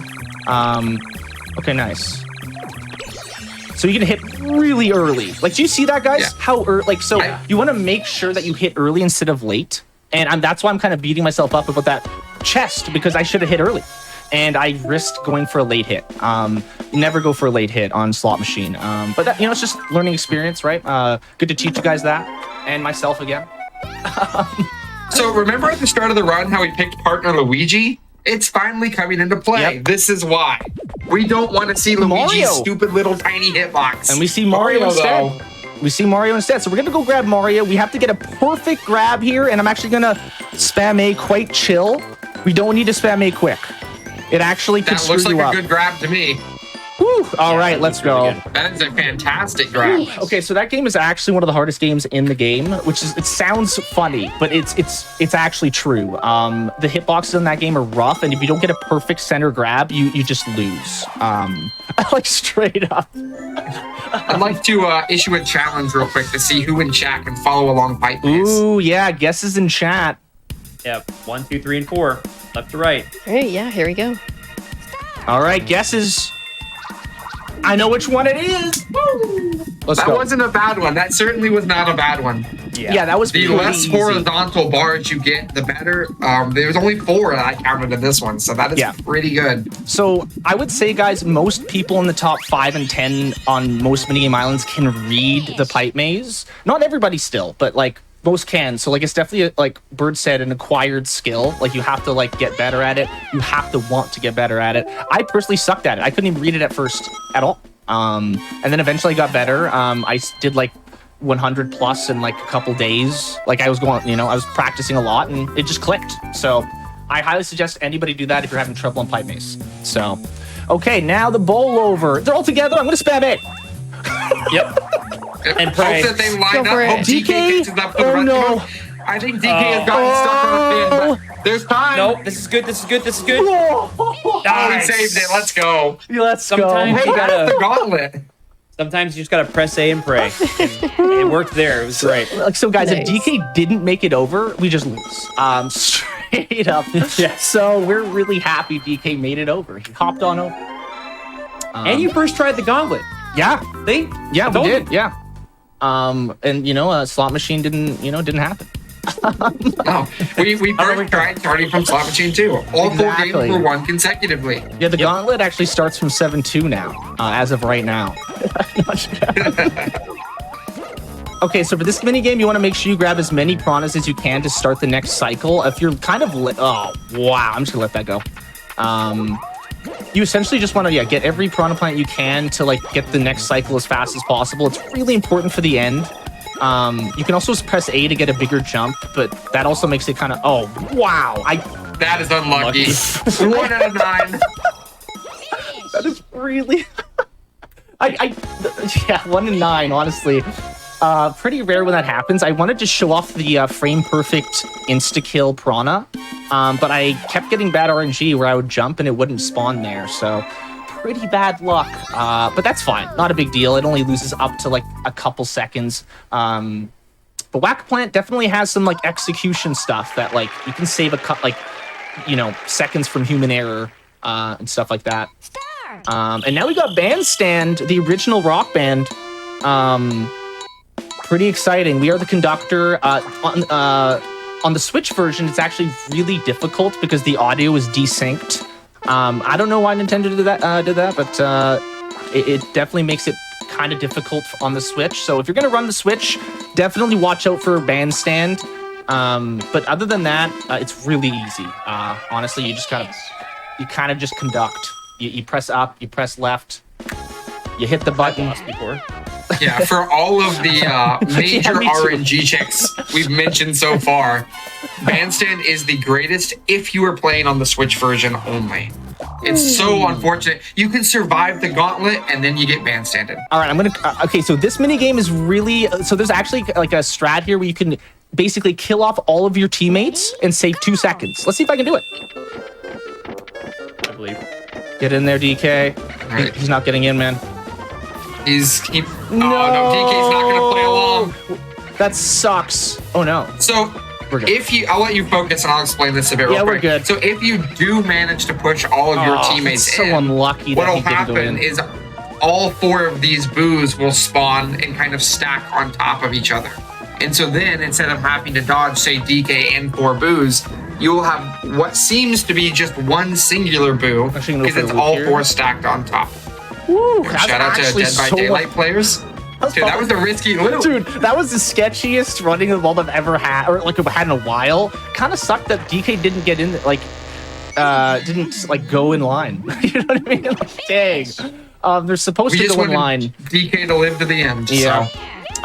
But yeah, so more boos ended up spawning there. So like you technically would lose a couple seconds because boos keep spawning. But normally if you kill all, get rid of all your teammates, they don't spawn any more boos. So you end up saving a couple seconds. And it's a cool strat, honestly, not seeing any more boos spawn. It also makes it easier. So you definitely want to go for it. All right, now we got grab bag, which is pretty straightforward. You just grab from their bag. Oh, this is so mean. And he won the game with 50 Hey, seconds there left. it is. Okay, so let's see if we can get the You- loop. Okay, so sometimes there's this loop that happens where they get stuck in a loop trying to get each other, and then you can just stand there. So let's see if we can get that. Okay, wow, he actually stole from me. Okay, let's just Okay, we're good. All right, let's just get our room. Well, there's kind of the loop, almost the loop, yeah. There we go. There's the loop. There we go. We're just gonna insert ourselves in the loop. And they're re-looping. Perfect. There we go. So do you see how they're looping? They're actually kind of like looping towards me. Kind of. I think we're good. I think you'll be okay. I think you'll be okay, yeah. They almost can get each other, but it looks like we have a loop. Okay, there we go. DK swapped mid-loop at the end. They actually trolled me in the middle there. I was hoping to show more loop action, but I mean, it's just kind of computers chasing each other and grab bag. It's, I don't know, like carrot on a stick. Yeah, that's pretty good. Yeah, it's pretty Peach just funny. sits back and watches it all happen.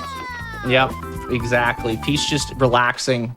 You know, she has a kingdom. You know, she probably doesn't need any more money. Oh yeah. Now we got Keep Away, a really easy mini game, but you can just as easily lose the run to it. If you get really, if it just follows you. Didn't follow me there for long, we're good. If you get really bad luck though, where it actually like follows you where you're jumping, you can land on it, and then it'll just throw the key really far, and then it's complete RNG on how you get it back. You just have to hope it doesn't land in another Koopa, or what are those things even called again? What are they? I don't even know. There's actually like a specific name. I don't think I know. I actually forgot already, which kind of sucks. Just little guys. Just little guys, man. They're just little guys. And then we got. Does someone actually want to explain this one? Balloon Burst. Sure. So Balloon Burst is actually something that you don't want to mash through too quickly. You want to get full pumps on the little air blower thingy there. To maximize the amount of air that goes into Bowser on each pump that you do. And that way you can go ahead and speed through quickly, pop your balloon first, win the minigame just like Kirby's did. Super easy, super free, and quick fun fact, I believe this and one other minigame have different music that's only in the Japanese version. Oh. Yeah, the other one is right. Musical Mushroom. Yeah. With a different song in the Japanese version. Yeah, only in the Japanese version. Pretty dope though. Pretty good song. Yeah, that's pretty cool. I always forget about the differences. There aren't that many differences between the two, and it seems like the time doesn't matter much either. It's kind of just more on RNG. So if anybody's curious, like, oh, should I run on the Japanese version or whatever? Like, honestly, it doesn't matter. Whatever is comfortable for you. And also, any guesses in the chat out of 100? What is it going to be? Any guesses? This is a solid 99. I think it's 1 Maybe point off. eyes? Like, it's close. Solid 99. I'm calling it. I don't know. I'm going to say 96, actually. Yeah, 96. Kind of off. Oh, close. Close. You know, good guesses though, guys. You undercut it, right? So you're still in the plus. Still doing good. The dub. And now we got Bash and Cash, really simple mini game. You just run around the edges and they can't hit you, and then you want to get hit at the end, so you have a smaller coin count to count, so that you actually save a tiny bit of time in the overworld, which is like in between levels. So essentially, we're just gonna run around, and they shouldn't be able to hit us. Here we go. That is it. You just follow the edges of the map, actually, like the corner to corner, straight. And they're just having a rough time. Like, they're just all in. Like, look at Mario. Oh my goodness! Like, it's his Mario Party, and he still didn't hit us. Like, my goodness. Okay, so it's not getting hit now. Dude, right? Yeah. So we're gonna hit. I could have gotten hit one more time, just to save a little bit of time, but it's not a big deal. Just kind of showing you that you can get hit at the end, and it's all good. And it saves a ton of time. Okay, we have the biggest probably RNG check of the whole run. Hammer drop. It's at the end. It's the last RNG check. It's complete RNG in what the hammer throws, and you have to get 10 coins. It's actually insane. And you also have to get lucky that the computer doesn't follow you. Ooh. I got one. There's one. I get one more. Oh, I got 6, 7. I think I got that coin. 8. So Oh, here we go. no! DK is okay. 9. I don't trust it. That was I don't trust either. There we go. You got that Okay, one. perfect. Yeah, so you need 10 coins to win. It's basically a battle for 2 bags as fast as possible. battle for 2 bags as fast as possible. If he throws 1 bag, you're like, oh, this could be a crazy one, and then he just doesn't throw another bag for like 20 seconds. You just got baited, you know.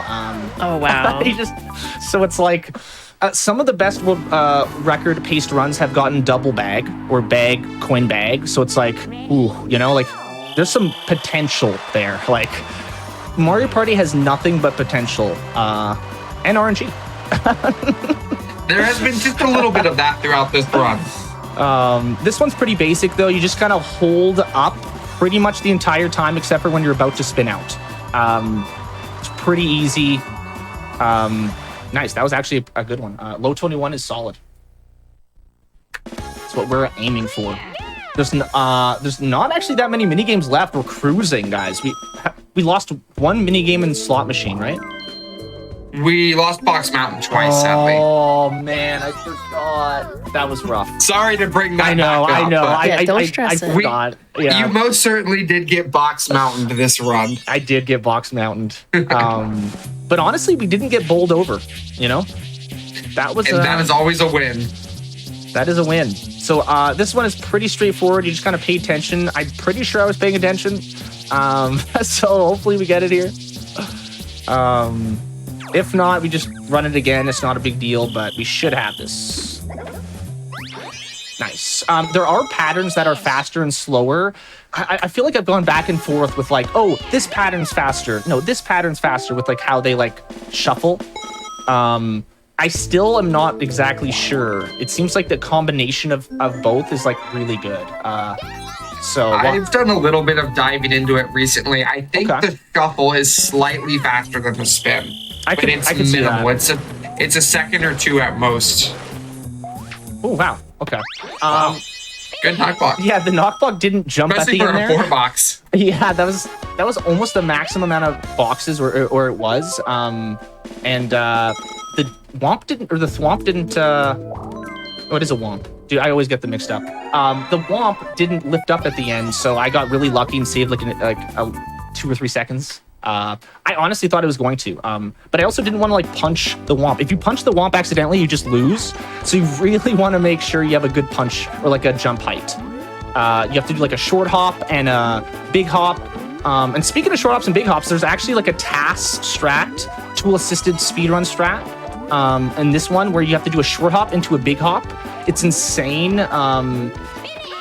I don't think it's ever worth it right now. It only saves like maybe a couple seconds, and it's at the end of a run that mostly relies on like getting some RNG at least, like a little bit, you know? So it really isn't about that, at least on that minigame. And we're actually coming up to time here. As soon as Toad finishes the last lap, and I win, it's time. So we're gonna have a 4-lap race here. Toad is gonna be on hard. As soon as he crosses the finish line on lap 4, at that exact moment, that is when time is gonna be called. All right, let's see if I can clutch. All right, no spin out at the end. And fun fact, the only part that you can actually spin out on this track is at that bottom little like swirly part there. So where Gerby's is right now is the only part of danger. Otherwise, you can hold forward completely the entire time. Makes it a little bit less stressful except around those parts right there. Yep, exactly. So we're coming one more lap. Last lap. See if we clutch. And it's looking like a sub 48. Boom, time. GG. Let's go. That is a great run. Wow, that went pretty good, honestly, compared to a lot of the practice runs. We'll take that. GG's. Oh yeah. How you feeling, Gerbies? Good round for you? Honestly, yeah. Like the box, there was some box mayhem mishaps, RNG there, and then the what was it? The slot machine. The slot machine. Yeah, one in Yeah. slot machine, I think. So Other than that, that was pretty fantastic. Like I'm pretty happy with that. We got to show off like a lot of different strats. The tightrope treachery was insane. You know, a bit of bad RNG here and there, but like overall, I'm pretty happy with how the run went. That was awesome, honestly. I'm really glad. Yes. Glad I got to I show think that your off. World 5 as a whole was insane. That was one of the fastest bumper balls in a run I've seen. Wait, yeah, A honestly, decent Shy Guy. I think tightrope and bumper balls together like carried my World 5. Like, man, that's a oh man, I love Mario Party, guys. I honestly like I love like showing people and the world or whoever about Mario Party. It's definitely a big passion of mine. I know everyone says how like Mario Party is like so much RNG, but like there's actually so much execution. Like you could have the world record pace RNG and you're on pace, but it doesn't matter because you have to execute. You have to play well. You have to know at least some strats. So I don't know, like that's kind of that's what actually got me into the speedruns is that whoa, there's a lot of like human like error or like like actually like execution stuff going on where I can actually like save time, and that's what got me into it. So like tipsy turny, getting a perfect one and all that stuff really adds up. So if once again, if you guys are interested in Minigame Island, there's N64, there's the Switch, there's emulator, there's so many different ways to play this game, and it's so chill. It's a fun short run. Highly suggested, guys. And yeah, I don't know, that being said, I'm kind of curious. Are people afraid to like battle you in this game from now until the end of time? It's funny because like every time I've like friends will be like, "Oh, let's play some Mario Party with Gerbs." Or yeah, they'll be like, "Oh wait, we have to gang up on them." Oh, I think we have to wait. I'm like, you versus everyone. Yeah. Mario Party does have those politics, I'm, they have the minigame star, steal from them, It's so like more savage than Mario Kart, I think. Actually, and like it's kind of like borderline like Monopoly levels, right? Oh my god. Man, I actually compare it to Monopoly in that way. But man, I love Mario Party, and actually speaking of Mario Party, we have Jamboree coming out in 1 month, so that's massive, guys. This is a new one. Yeah, the Mario Party Jamboree, October 17th. I personally will be full-time speedrunning the game, just general content with it. So if you guys are interested in Jamboree, please make sure to check out my channel. And that being said, I believe that Bird and Kelly, I'm assuming they're probably going to play it as well. You guys? Oh, yeah. Yeah. Oh, yeah. In unison. Oh, yeah. Definitely. I had a feeling. Yeah. I feel like, I don't know, once you've been into Mario Party and played some speedruns and then like a new one comes out, everyone's just like, woohoo! Like, especially if it's good. Yeah. So we're excited. So yeah, reminder, guys, 1 month Mario Party Jamboree. Who knows? Maybe I'll get the opportunity to like do some runs for it somewhere in the future, right? Like, I don't know. But I will be grinding Jamboree. So I'm excited whenever that comes out. So yeah. Thank you so much. Other than that, I personally do Mario Party challenges like a few a week on my Twitch channel. I'm full-time N64 streamer / speedrunner. So definitely come on by if you like N64. Yeah, thanks so much for having me. Oh, for sure. Thank you, Gerbies, and thank you, Bird. Thank you, Kelly, for being here on the commentary. I posted all the links to everyone's channel here in the Twitch chat, so make sure you follow Gerbies, Bird, and Kelly here on Twitch if you had fun. Before we break, I do want to mention that Games Done Quick Express will be returning to TwitchCon from September 20th through the 22nd. So if you are interested in our upcoming TwitchCon adventure, you can use the command !GDQX in our Twitch chat for more info. Let us know what you're hoping to see at the event. Again, Gerbies, Bird, Kelly, thank you all so much for being here. We will be right back with Sonic Adventure. Thank you so much.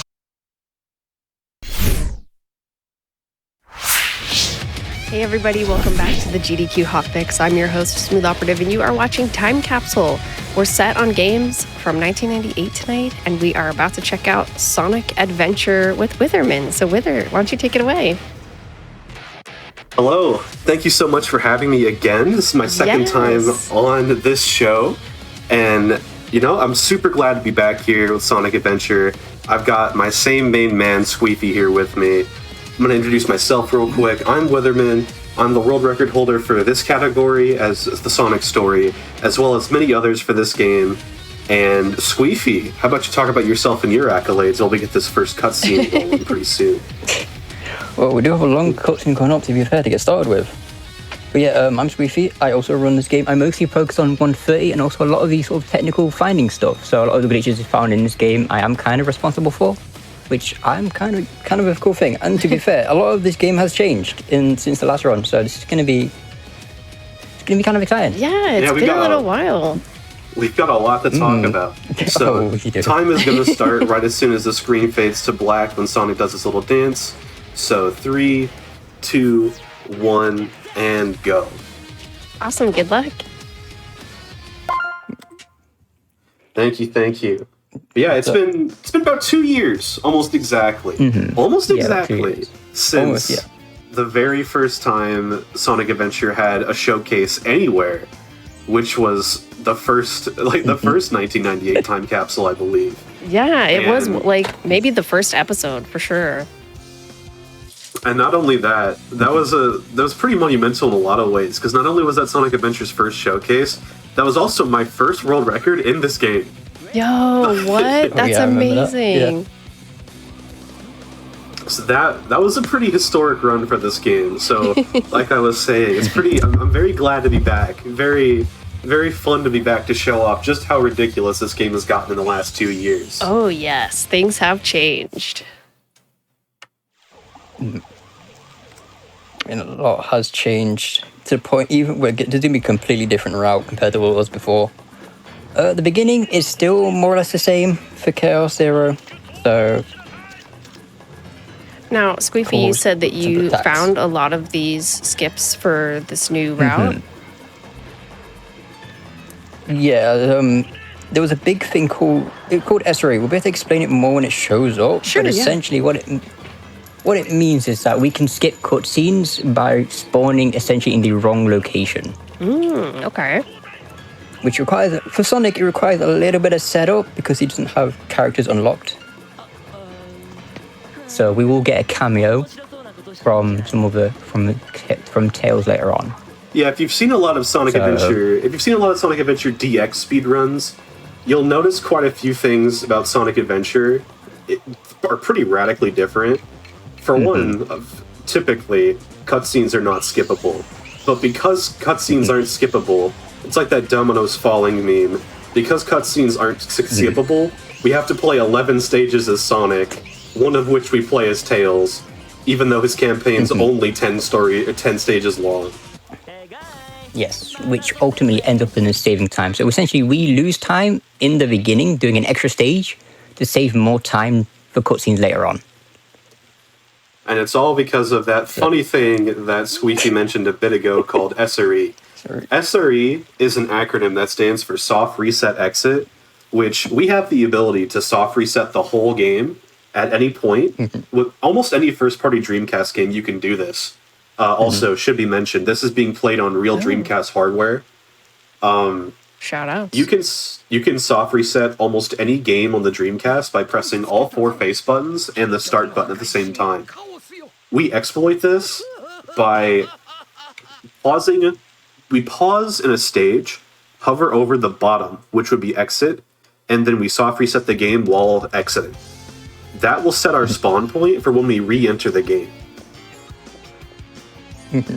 It sounds complicated, and it looks ridiculous. It's really funny every time. We gotta see it to believe it, you know? So we will. And there's a lot of weird coincidences that occur because of it, due to where the spawn points are. Because some of them line up in other areas. Because it doesn't check your map, it just checks your position. It goes, okay, this is where you're supposed to be, I'm going to put you here. Here could be in the middle of the void.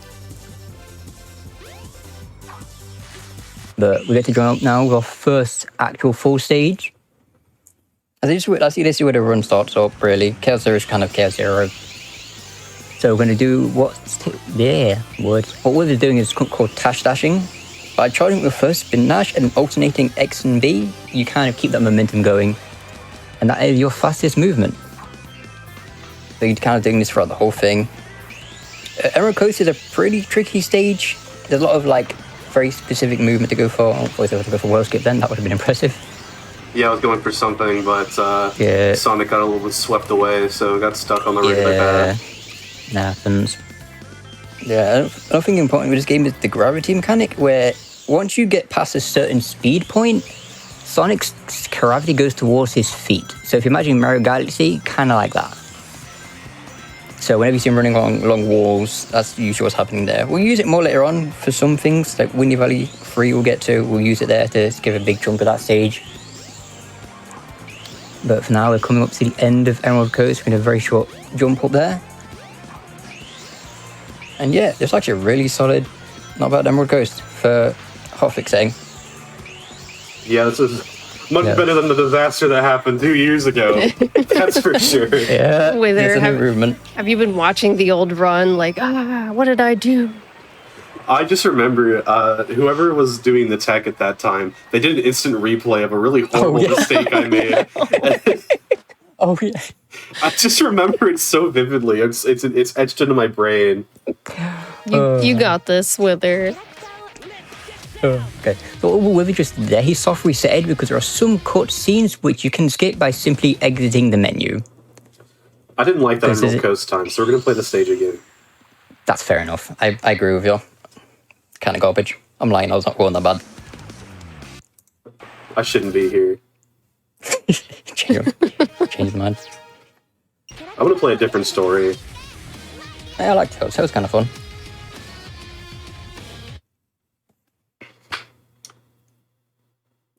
So Tails is going to die now. Oh no. We just started. What the heck?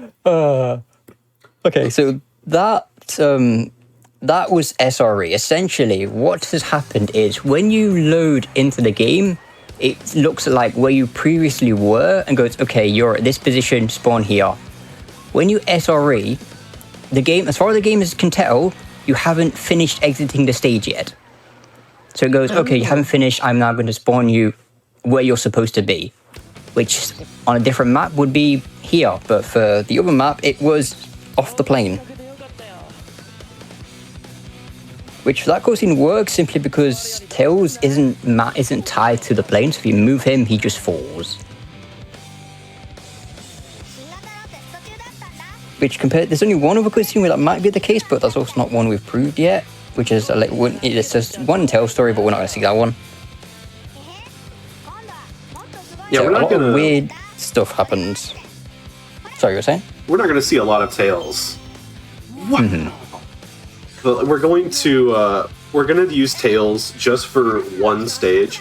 This route where you add Tails to the run is called Deadbeat Dad, because once we get Tails, we leave him at the casino, and every time we check up on him, he's just back gambling again. Oh no. We're supposed to check up on everything. We're supposed to take good care of Tails. But yeah, Tails kind of just has his own thing to go on to. Yeah, this is a new thing we found like 2 weeks ago.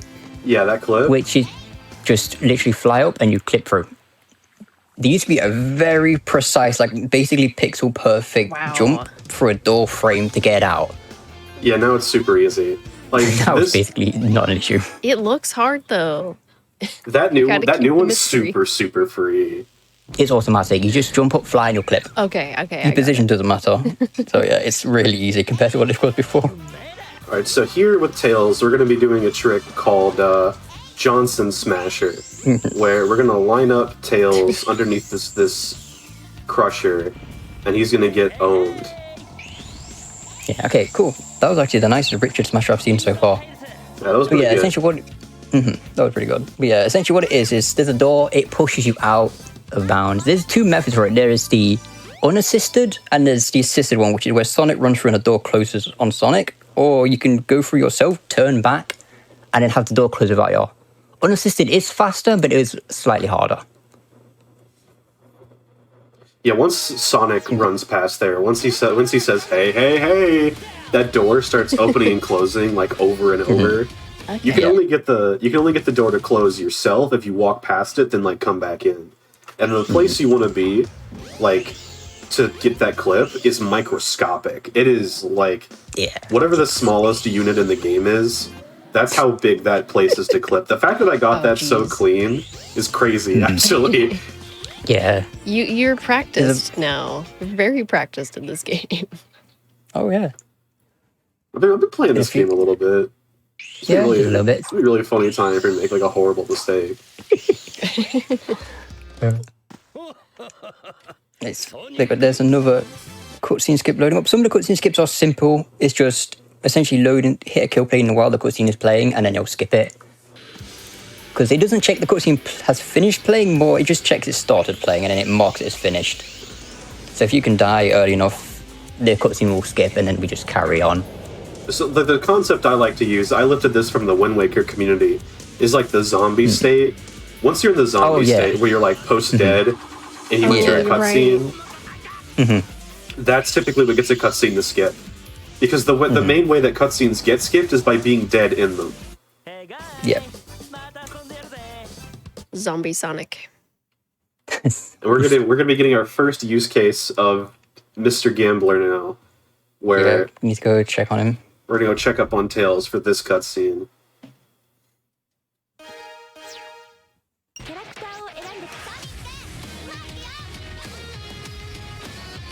So, gonna load up here. Oh, are you on? You get this weird camera. This camera only happens in that one specific area for some reason. Wait, what does he say? He's like, "Come on, Dad." What did he say? He says, "Come on, Tails." But saying "Come on, Dad" on Deadbeat Dad Route is way funnier. That is so much better. That is way funnier. I swear we don't have a gambling problem on the show tonight. That is canonically where Eggman dies in this story. He actually doesn't come back until the very end of Sonic's story in this route. I see. Okay, so I need to explain a coincidence that happens there. The reason it works, it works in this specific map only with Casino, simply because the floor you spawn on in Casino lines up exactly with a kill plane. Like, to the unit. So you spawn in it, and then it skips the cutscene that's playing. It is such a strange coincidence. I'm surprised no one caught it, but it's also something no one would check.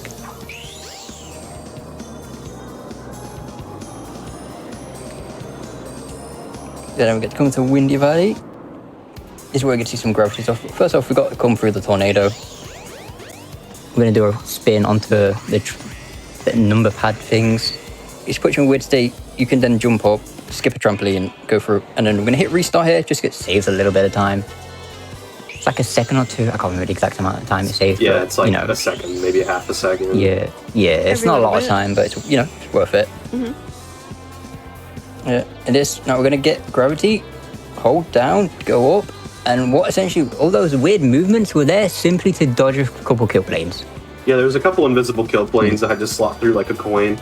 And now, the Mario Galaxy analogy that Squeaky made earlier, I'm essentially being pulled diagonally downward because Sonic got tricked into thinking that the floor was, or that like the center of the Earth was diagonal. So my gravity was incorrect, and that flew me straight to the end of the stage. Yeah, because he had enough speed, so he holds that momentum in that direction. Because the idea is to kind of give you some sort of physics to where, like, oh, you're running on the wall, you'll stick to the wall. But then the game doesn't really check if there's actually anything there. It's just, oh, you're going fast, I'll pull you towards your feet. Oh, right, okay. So we get to use that to kind of move around. We're making our way around. We're going to go grab Lightspeed shoes. It should also be mentioned, when you start playing this game like really well, the game just stops playing music in the hub world. It gets really upset with you. Oh, it's like you're going too fast and the game doesn't know how to respond. I don't know what causes it, frankly, because it used to primarily happen after we would do like a soft reset, which to me that made sense. But now it's like if you get like below certain time thresholds and stages, music won't play in the hub world, and that makes no sense to me. Yeah, that's weird. It's like I've never understood why. It's not a GDMU thing, is it? No, it happens on disc too. It does happen on disc, okay. But yeah, it's like it's one of the things. There's a lot of things with this game where it's like we know quite a bit about it with enough like looking around and just messing with things, but then there's also a lot of things we just don't get why it happens. And even looking at That's just one of them. even looking at decompilations of what we can see from like the GameCube and PC versions of Statics, which even though that is a pretty substantially different game, it's pretty nice to be able to reference it. Even that doesn't make any sense for a lot of the stuff we've seen. Yeah. We just did a skip there to get into the door called FTB, or whatever acronym you want to come up with. Yeah, whatever. We're just gonna keep the acronym. It's not a safe for work name. Anyway, French I just did the entirety of Casinopolis before we can get to explaining anything. Yeah, Casinopolis is a very short stage. That wall he clipped through just doesn't exist. It's your imagination. It wasn't actually there. It looked like it was. It wasn't. Yeah, so if there's a wall that's like just out of reach, a lot of the times in this game, they just won't put collision on it. Sometimes the walls are just not there. Yeah. So that wall, it looked like it was there, but it was completely not solid. For the most part, though, if they don't want you to clip out of somewhere, you really can't. The clipping in this game, I say this every time, and then something comedic happens, but clipping in this game is very difficult. If you're used I'm sorry, you said? If you're used to playing a couple other Sonic games, or if you've ever speedrun like Sonic Adventure DX, you'll know that a lot of the clips in that game are relatively free or easy, stuff you could learn fairly quickly. Some of the clips in this game, that are needed at top level, are like obnoxiously small. Yeah, it's like it's not like other games where it's like a very specific it just sort of like some generic way to clip out. With this game, we kind of have to find like very special ways for specific things to get to work. Lots of trial and error. Yeah, it's a lot of trial and error because this game checks. Not only does it check where you are, it also checks which side of the wall you're on. So if you clip, let's say you clip 90% for a wall, if it recognizes you're on the wrong side, it'll clip you back through. You have to get completely through before it will let you stay there. Because there's every wall in the game has like a correct side and a wrong side, and it's like around the halfway point of every character. There's part of their collision says it's the front and back of the character. The front of a character is allowed to go through a wall, but if the back of a character touches any of the wrong sides of collision, you get teleported back into what the game thinks is in bounds, and that is really tough to get around. Yeah. So once you're back in bounds, is it like hard to recover? If it's a super specific clip, yeah, most of the time. A lot of times the clip method doesn't really change when you clip back in bounds. It just takes time. That was it, okay? Bye, I guess. There was literally no setup for that. I love that. That's awesome. Yeah. Okay, so Ice Cap. Yeah, so for that clip in Ice Cap, there is a 2-degree angle that you can hold. There's 360 degrees of motion on the analog stick. And there's 2 degrees specifically that if you hold within the 2-degree window, you will always clip out.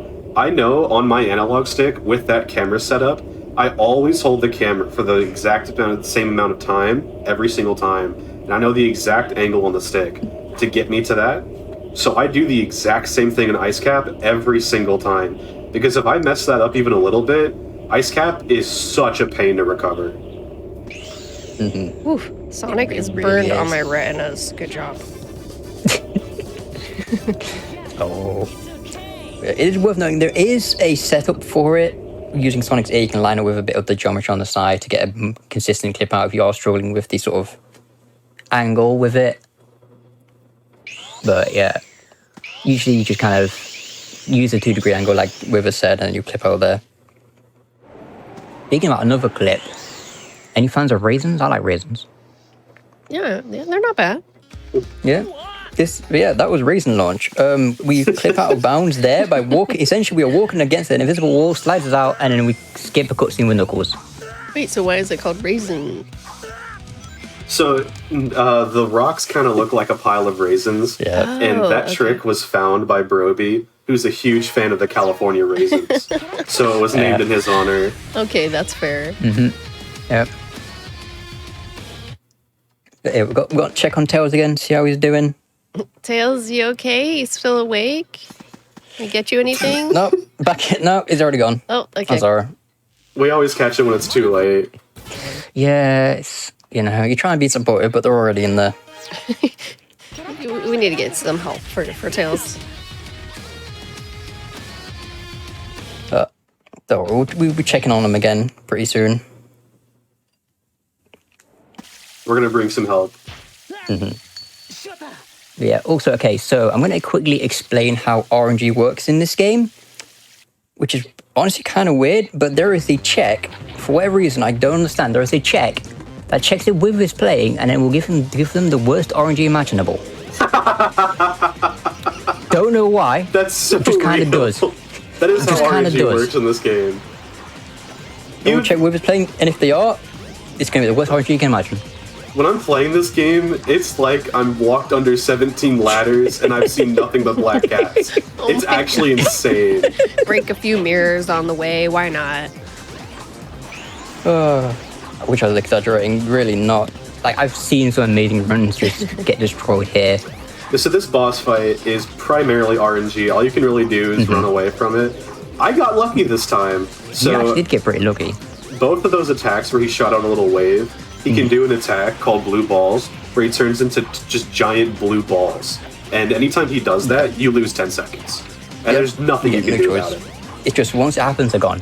You can slightly manipulate the chances depending on where you are. So if you keep the distance and you're in the air, you have less chance of it happening, but it can still happen. So it's just kind of a thing you have to kind of deal with. But the RNG of this is actually really good. What you really want is he'll do a splash, which he should do on the last attack he usually does. If you get that on every attack, that's the fastest cycle you can get. That's the fastest Pine he does. That attack, yeah. Yeah, you want that on everyone. That's the fastest you can get. Can Sonic drown? But getting... In this stage, no. He actually takes damage. Oh, okay. Yeah, he takes damage if you sink too low, because it's not water. Yeah, it's not water. Wow. That is chaos juice. That's why you can stand on it. Chaos juice, not sponsored. Yeah. It's pretty gnarly. It's pretty gross. Yeah.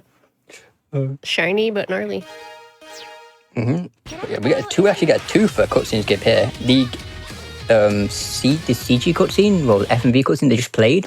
Soft resetting skips that cutscene, and then also we get to come and check on Tails again. To, skip another one.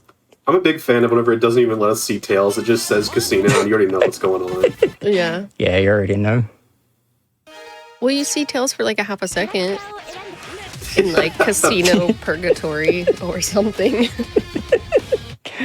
He doesn't even get to go to the main area. He just drops straight in the sewers. He's just not doing well. Poor Yeah, Tails. my head canon is that he's just losing so much money. Just go, you can't. You need to stop. Also, okay, now, 2 years ago, I would have made a joke about this being the hardest trick in the game. I can't even say that sarcastically anymore. It just is. It just is. Oh my god. Let's Tacky go. got an eye. Let's go. But yeah, there is a wall here, which is exactly Sonic's height. Which ends up getting in the way. So we do a lightspeed dash, and what it is the cutscene triggers the lightspeed dash to then launch you off the edge, into a kill plane as you're loading up into the cutscene.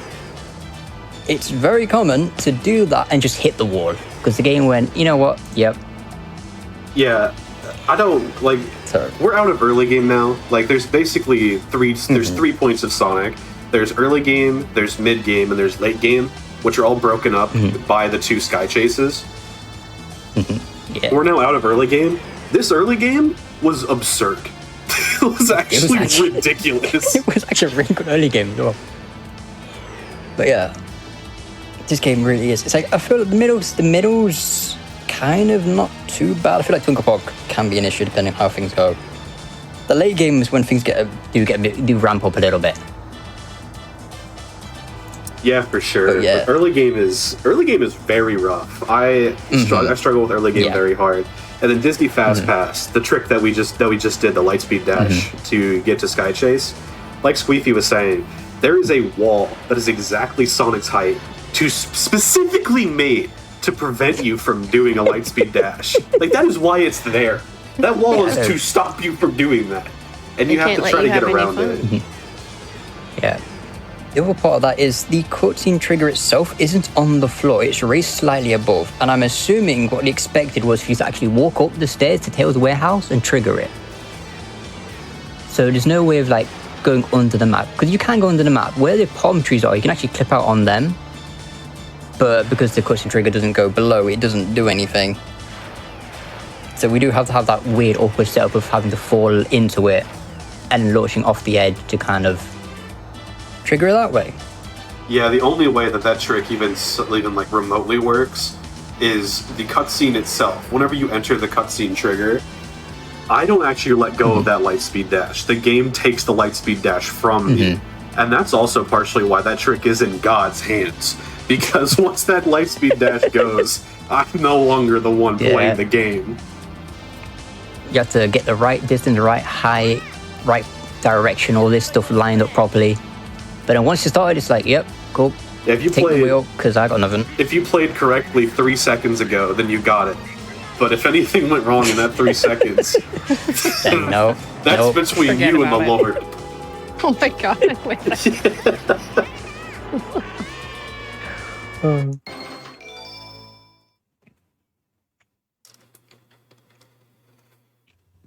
Oh, we successfully managed to get through Sky Chase. Let's go.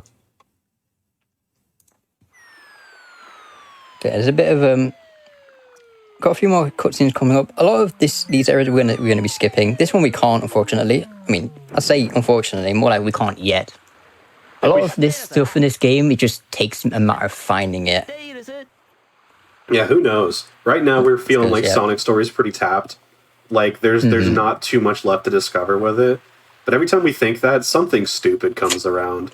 So I'm sure something ridiculous is still around the corner. Yeah. And I said this last time, and we'll say it again. The Sonic Adventure speedrunning community is still very young. It is not very old. Sonic Adventure DX has been speedran for as long as that game's been out. Basically since like 2003, 2004, 2005. But Sonic Adventure, like the original, hasn't seen full game competition until 2019, and the biggest back and forth in the game's history was in 2020 and 2021. Yeah, it was kind of quiet. Dreamcast version was just kind of seen as like these sort of side things, like, oh, we'll do a run of it. It wasn't seen as like as serious that it is now. When now it's complete. Oh no. Oops. A little bit too close to the cutscene there. That's fine. It's not the biggest time loss in the world. We just pretend we didn't see that. Yeah, just edit that out. It's fine. I didn't see anything. But yeah, this game it does not have a ton of competition. Well, that's changing. The community has been blossoming super hard.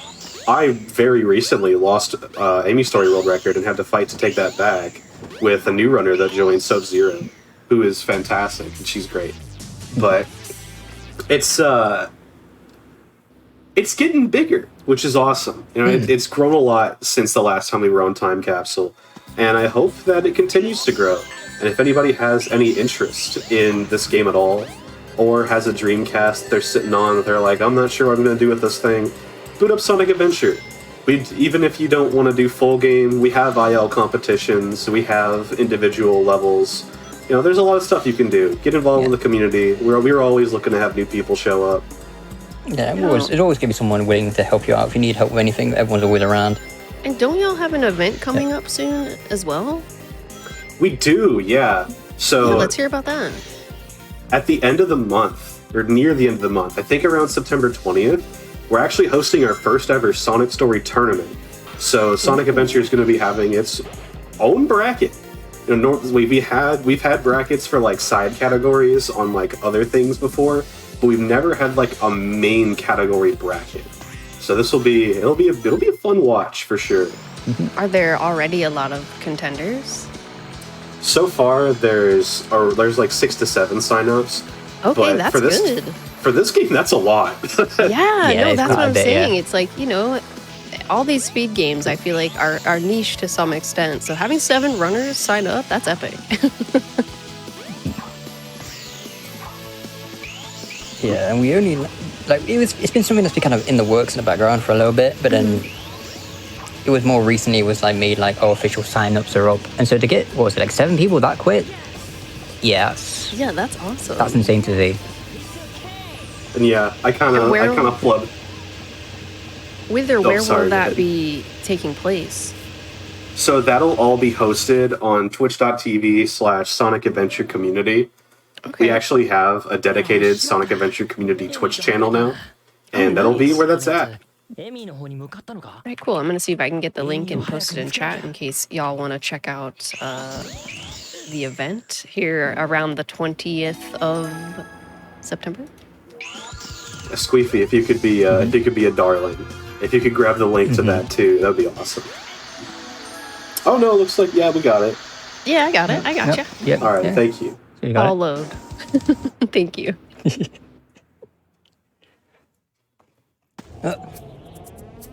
Yeah, we went through Twinkle Park. We did miss Coaster Skip, which is unfortunate, but it is can be a tricky skip. I'm also pretty sure, I don't know if it's just me, but that feels hard on GDMU.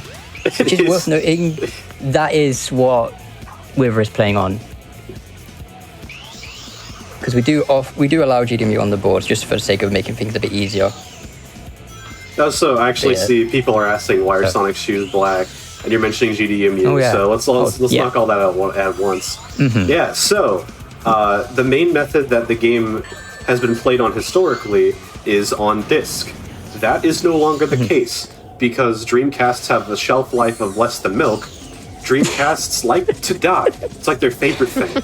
So to preserve the game, to stop the market from getting even more expensive and hard to get into, to further bolster accessibility, and also to make the game just more fun and accessible for as many people as possible, we allow GDEMU on the main board now, which is an optical drive emulator. So you remove the disk drive from the Dreamcast, which is just 3 screws and a serial port. It's real easy, and you plop in an SD reader. So while this is playing on Dreamcast hardware and playing just as it does on disc, like I can assure you, I've played thousands of hours of this game on disc, and at this point, thousands on GDEMU. It's the same. It just loads a little faster. Yeah, which doesn't really matter for full game. Yeah, it doesn't really matter for full games because we time loadless anyway, so the loads don't really matter that much.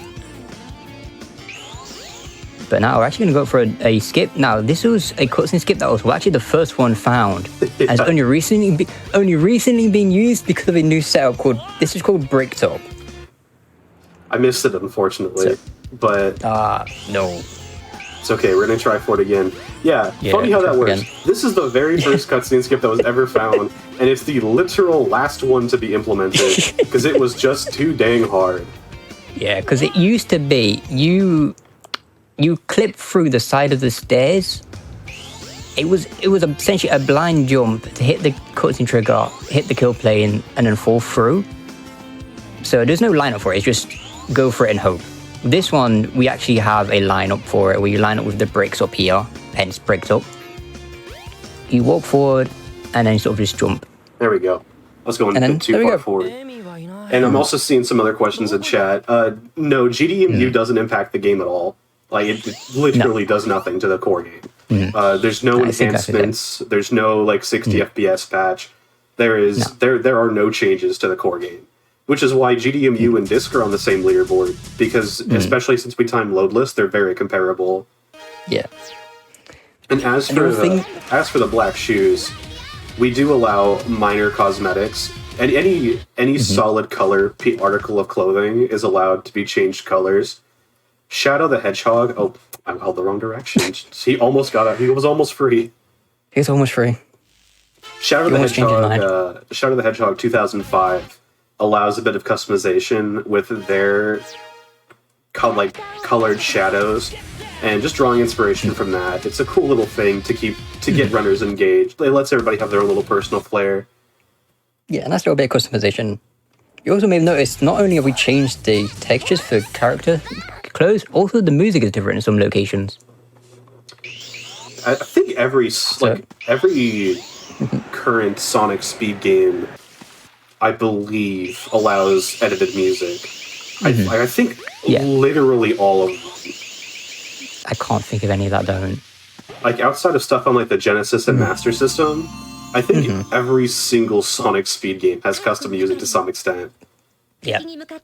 Which is nice, because it means, you get to have your own little personal flair. Like, okay, this is the music I like, this is what I'm going to listen to. Yeah, I mean, I can't think of anything better, really, like, for a speedrun.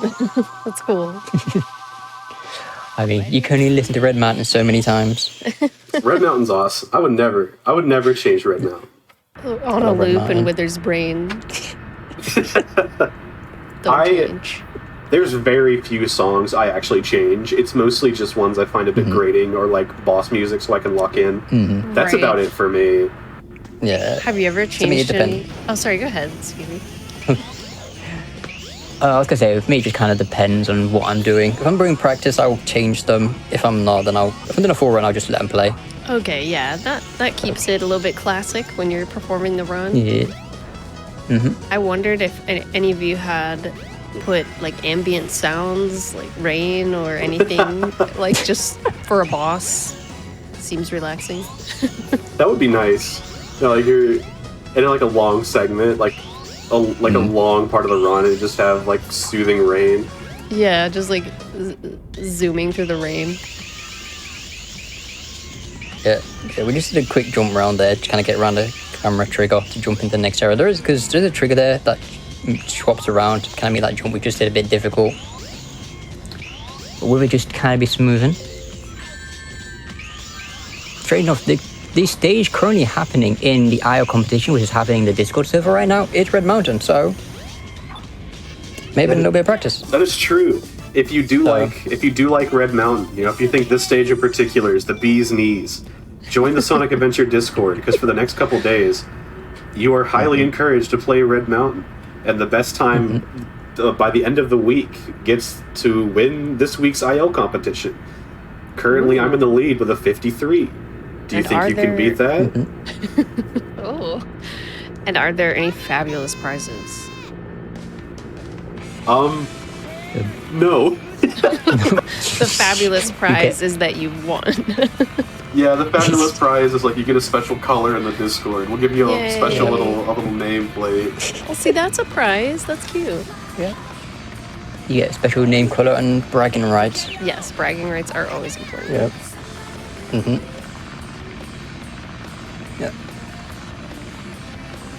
Yeah. It is very crazy just how substantially different Sonic Adventure is from DX. Like, we haven't even talked about, like, core differences. We've only been talking about, like, the surface level route differentiations. Yeah. While we're going through Sky Chase 2, and nothing will happen for the next 2.5 minutes, I think it's a good time to talk about just core differences. So, the main things that are realistically the big differences in the core game, outside of slightly altered level geometry and set data and whatnot, is that Sonic is slower. He is literally slower than he is in any other version of the game. Like, I think under like optimal circumstances, with a pretty good slope and with really optimal task dashing, you can just about reach the same speed that you would want to get to in Sadix, but just across the board, like, he is so much faster in every version of Sadix than he is in SA1. Also, because of just gravity differences in how this game interprets its frame rate, because that's another thing we'll get to, Sonic doesn't jump as high. He can somewhat reach the same height, but he gets there way later. With the lower speed and the lower jump height, it does end up making the game just across the board, casually, a lot harder. But I think, like, in a speedrun context, it makes Sonic feel heavier, and that's not something I can properly articulate. Like, that's just something you kind of have to feel. Where, like, in the biggest comparison I can make is that if this game feels to Mario 64 how Mario 64, like, Sonic Adventure to Sadix is like Mario 64 to Sunshine. How in Sunshine, Mario's like ultra responsive, like stops on a dime, goes exactly where you want. Super, super, super, like point the stick and go. Whereas Mario 64, he's got like a little arc, he's got a little bit of weight, he's got to kind of like throw that thing around to get going. Yeah, that's kind of the difference. Yeah. That's kind of how it feels between SA1 and DX. Okay. It's one thing where like looking at the values of the game, it shouldn't be different because a lot of the values are exactly the same, but because of things like the frame rate and certain physics, it ends up being different. Because you have to remember, this game runs at 30. Well, I say 30, it's more like it bounces around a little bit, around 30. But all your actions are tied to your frame rate. So while Sonic has 60 hover frames, it really is only 30 because some of them get doubled, which ends up making it feel a lot more different than how it is in Side X, where you get every single hover frame. The other thing is there's 2 frame rates in this game. We have there's the visual frame rate, and then there's the logic frame rate. Everything is based on your logic. So you can see 30 frames, but for all you know, 32 logic frames has happened. 2 of them have just vanished. Yeah, so that does lead to some very funny things. Like there's tricks in this game which we just have to call like between framers, because there's things that you have to do. You have to do like a 1 frame or like a 2 frame input between drawn frames. Like it's like they literally don't appear. Yeah, you just don't see them. Just because it's a different frame rate, which don't run at the same speed.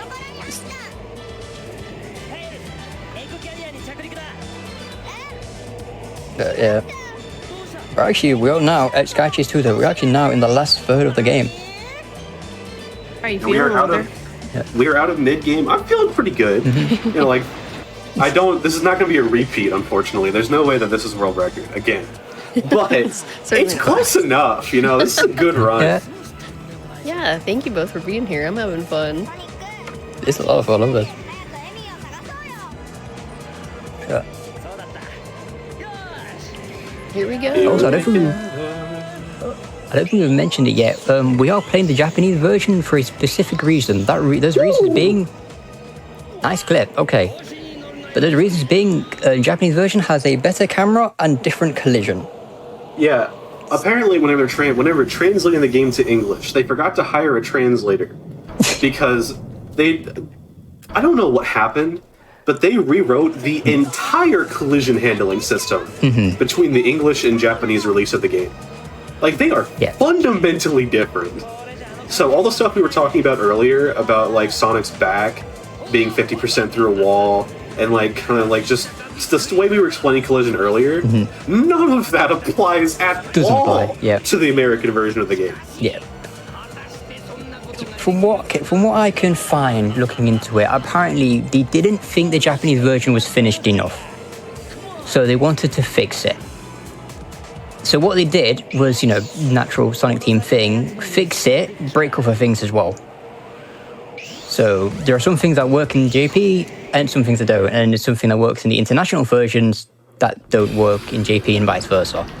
And then very, very few things only work in the final release of the game, the PAL version, that don't work in any other version. And then PAL has some unique broken aspects as well. Yeah, PAL is his own little thing. PAL also gets the funny Twinkle Park audio glitch where for some reason that the audio in that level is just wrong. You jump and you'll play a sound effect for like a bomb exploding or something, or collecting a ring.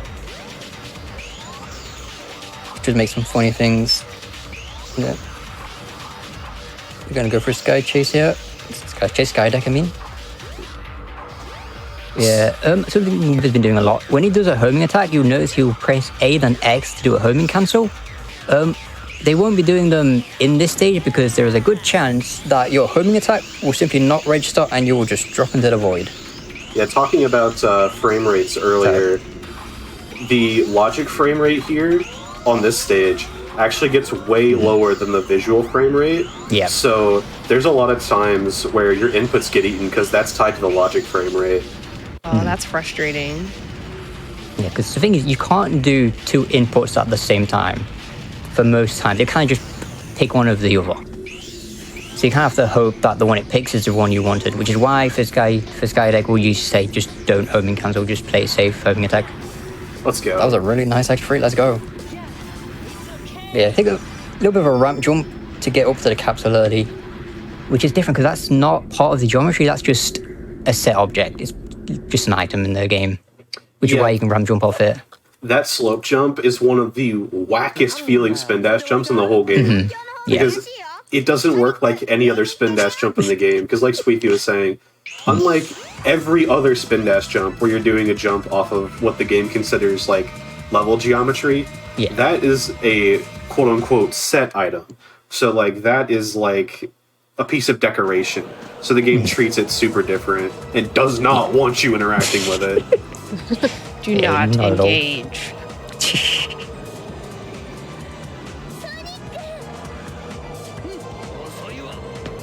Yeah. We're going to enter up into Gamma coming up soon, which has a very interesting mechanic of the infinite homing attack.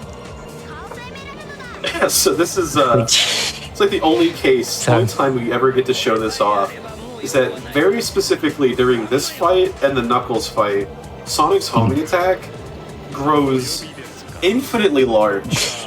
It's just the size of the whole boss arena. For some reason I don't get, because this isn't a different arena. This is the egg carrier arena. It's like if you load into a boss fight or load a different arena. For the rifle battle, they're in the hub. Like if you clipped outbound state and went to a stage, it would just let you go to the stage. For whatever reason, if there's a rifle battle, infinite homing attack. So. I guess it should be mentioned at this point, since we're in the end game, Tails has recovered. That is true. Tails has finally gotten help. Tails is out. Tails is free. Tails is out of Casino Purgatory. Yeah, we're no longer going to be visiting the casino. You know, Sonic is like, you smell really bad. And Tails just kind of looked inward. Oh, poor Tails. He found some change within himself. He's never going to be the same again. So I accidentally funny framed this cutscene. This is one of the biggest, one of the longest lasting funny frame impacts too. So I moved the analog stick at the exact frame this cutscene started. So all the playable characters, including the ones I'm not playing, they're all pointing the wrong direction. It's the most noticeable of Gamma, who's just, he just looks really off right now. Yeah. Just a single frame. The funny frame's so great because it's like, it works in basically every cutscene, and you can input a one frame direction and it'll just face whichever way it was, which just stays during the cutscene. That's honestly really funny. Yeah. Gamma just not interested, not even paying attention in the slightest. Yeah. There used to be where that door, we used to go into that door to kind of skip this cutscene. I mean, it was still play inside, but you skipped you saved a little bit of time. But instead, we're going to let it play out because this way we can jump above and we can do Captain's Quarters, which used to be really hard. So, you know how we just had Mario Party playing? So this used to be a Mario Party minigame where you had to time the spin. But luckily, what we figured out was if you jump, it cancels the spin, so we can line up and then jump and clip out that way, which makes it a little bit easier than just sort of rotating and hoping. There we go. There we go. Okay, it used to be you would do a spin dash and kind of time it to clip out until eventually figured we can jump. So. And that clip, like all other clips in this game, is microscopic. And you used to have to time it like a Mario Party minigame where you were spinning in circles. Yeah, which was a lot of fun. So we just kind of figured like, we'll just take the door instead. And it was eventually like, okay, we can stop the animation, and then we all cheered. Everyone we all gathered fell to around. our knees. We all threw our tapestries up into the air. Tears were shed. There were celebrations for days. millions of shirts were ripped as everyone screamed to the heavens. Thank God we can skip that cutscene. It was an exciting day in the Discord, I'm sure. Oh, the monumentous moment. But yeah, also, we get this boss fight is the only time in the game where the lightspeed attack is actually useful.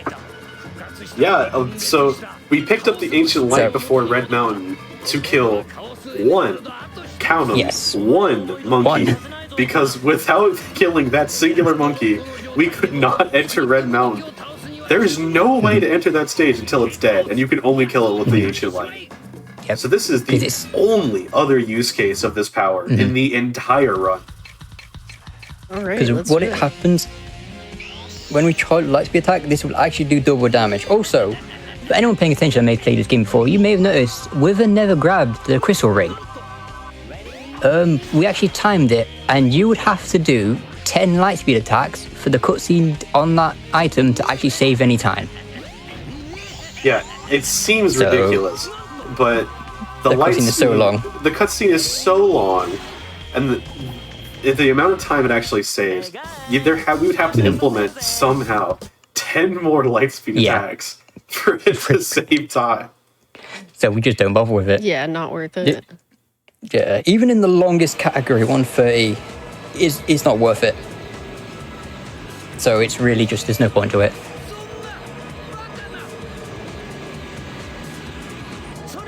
Oh, well, I could actually get the load up into my favorite stage coming up pretty soon. I think this is everyone's favorite stage, actually. Like, I love Lost World. Everyone loves Lost World. It's just one of the stages where when you first start off, right, and you kind of get in the mechanics of the game, it feels like the worst thing ever because you simply don't understand how it works. And then once you do and everything clicks, it's so good. It just feels so amazing to run through. This cutscene's awesome, by the way. They give us 3 separate shots of Sonic jumping off the ship.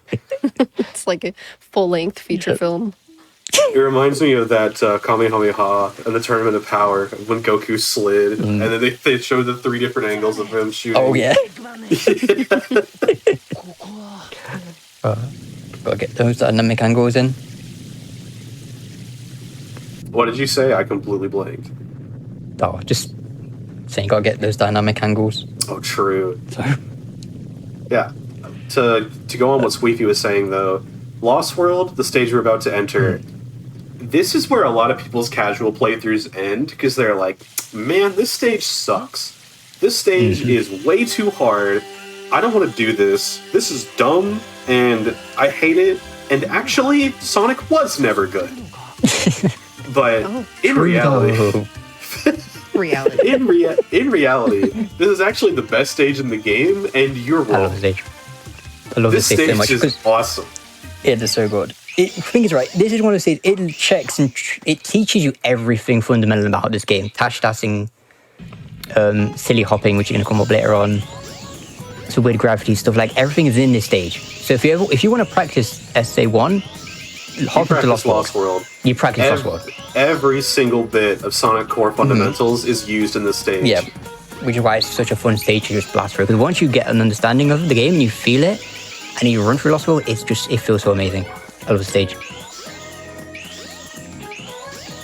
Oh, here we go. I'm gonna jump up here. Yeah. Got a nice hover to come up here. Nice clip. Okay. But yeah, we're gonna come for it. We're just gonna avoid these mirrors here. Oh, it's not doing light glitch. Okay, let's go. Yeah, we're gonna do it now. We're gonna do something called banana route, found by a literal banana. Oh no! Yeah. Oh no! Roll top jump. Oh, no. It is a really tough jump because what Wither needs to do is he needs to charge up a light speed attack, which, for the sake of simplification, I'm going to call it silly hopping just because it's easier. Which is you essentially get into a light speed state. You can then do a spin dash jump right on the edge of this pillar, release the light speed dash, and then you'll get the extra distance and make it across. All while trying to fight the camera. That should make it, yeah, that looks fine, that's great. Yeah, it's a solid one. But yeah, that was a very difficult trick because... Not easy. Yeah. one thing we haven't mentioned during this game is a lot of the time we are spending a lot of time controlling the camera. Yeah, you wrangle the camera like the whole time. Yeah, it's a constant thing to the point where a lot of the times we don't really think about it. It's more just kind of second nature. You do it so much, you're kind of like, oh, the camera, we're going this way, I'm going to turn the camera that way. It's almost made other 3D platformers hard for me. Because I'm so used to fighting the camera and being...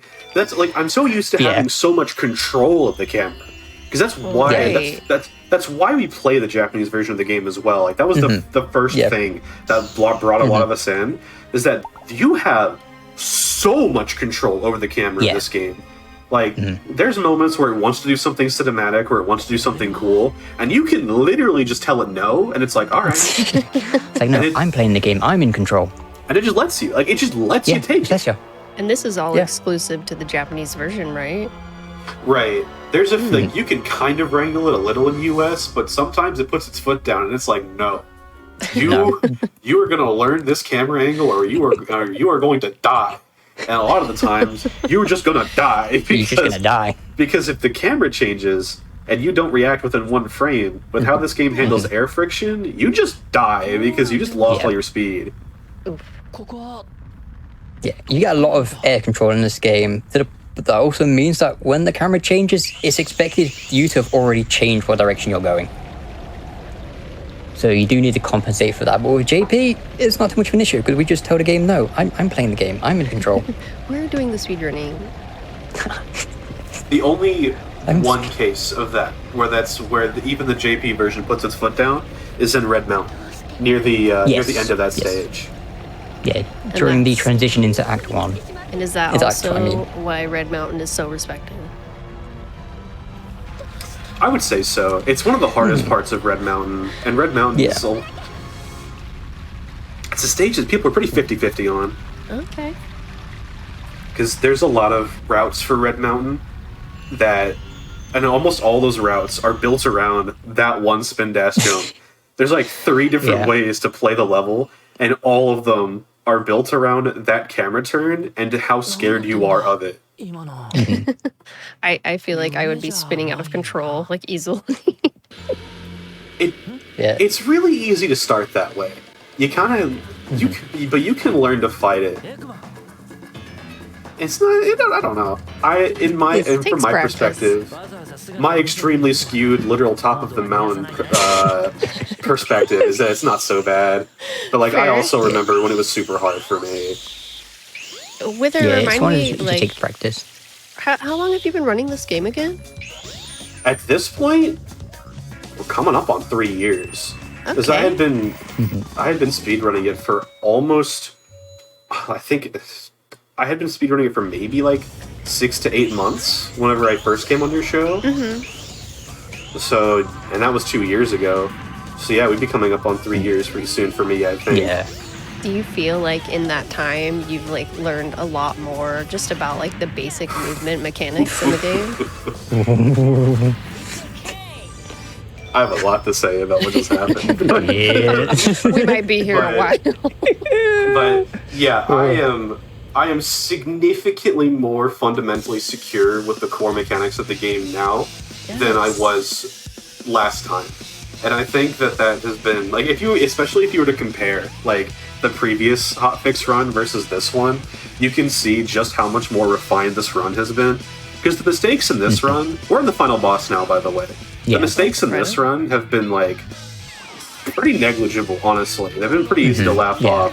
Whereas a couple of the mistakes in that last run I did were pretty major, and that run got exclusively cleaned up by Final Egg Capsule, which is the trick I just did. Nice.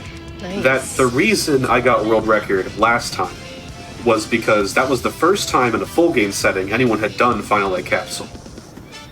So it was pretty fresh. That was the first use of it. It was super fresh. That's it. And that saves like a whole 2 minutes, which is why I was able to clutch world record with that. Pull that off, But now for even like, I would say almost like top of the mid-level, Final Egg Capsule's required. Yeah. The goalpost has been moved super far. It used to be Final Capsule was a thing you do. It was like an IO thing only, and eventually it was like, nope, you want like upper mid. It's like, yeah, you do kind of need it now because the time save is so huge. Yeah, it's like you can't get away with not doing it anymore. Yeah.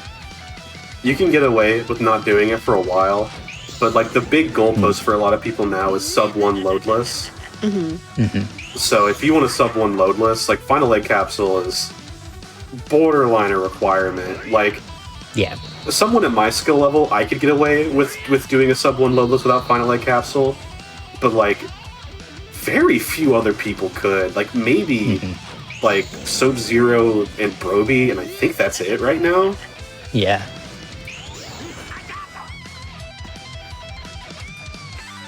Yeah, so we were on Egg Viper. He's gonna shoot some lasers at us if you walk in a circle. He's really bad at aiming, so he can't hit you. Yeah, so just gonna walk circle because he aims at where you are instead of where you're going to be, so you can kind of pretty easily avoid it. So do a couple, very few spin dash jumps, you kind of jump across, hit him. Because the hitbox for Egg Viper is available as soon as he opens up, so we can jump across and hit him. You have to get where your timing. Sometimes it is possible to not get your timing right and just kind of fall down, which loses a lot of time. That was the first phase done. The second phase not too bad. We're essentially just waiting for Eggman to come up again, launch the spinners at us, jump on them, and then jump into them and hit him. So it's not too bad. It's pretty simple. It can be very stressful if you're on like a really good pace, just because of how I feel like just because of how simple it is, it feels like you're gonna mess up more. Egg Viper is super simple, but it's like 2 minutes. And one mistake here is instant death, and you gotta start the whole thing over. It is so tragic. It's so tragic. Yeah, but nothing tragic happened here. And right as soon as this in-game timer stops in the top left, that'll be time. So we're coming up on time right about time. Jeez. I thought surely he'd come back for another round. No.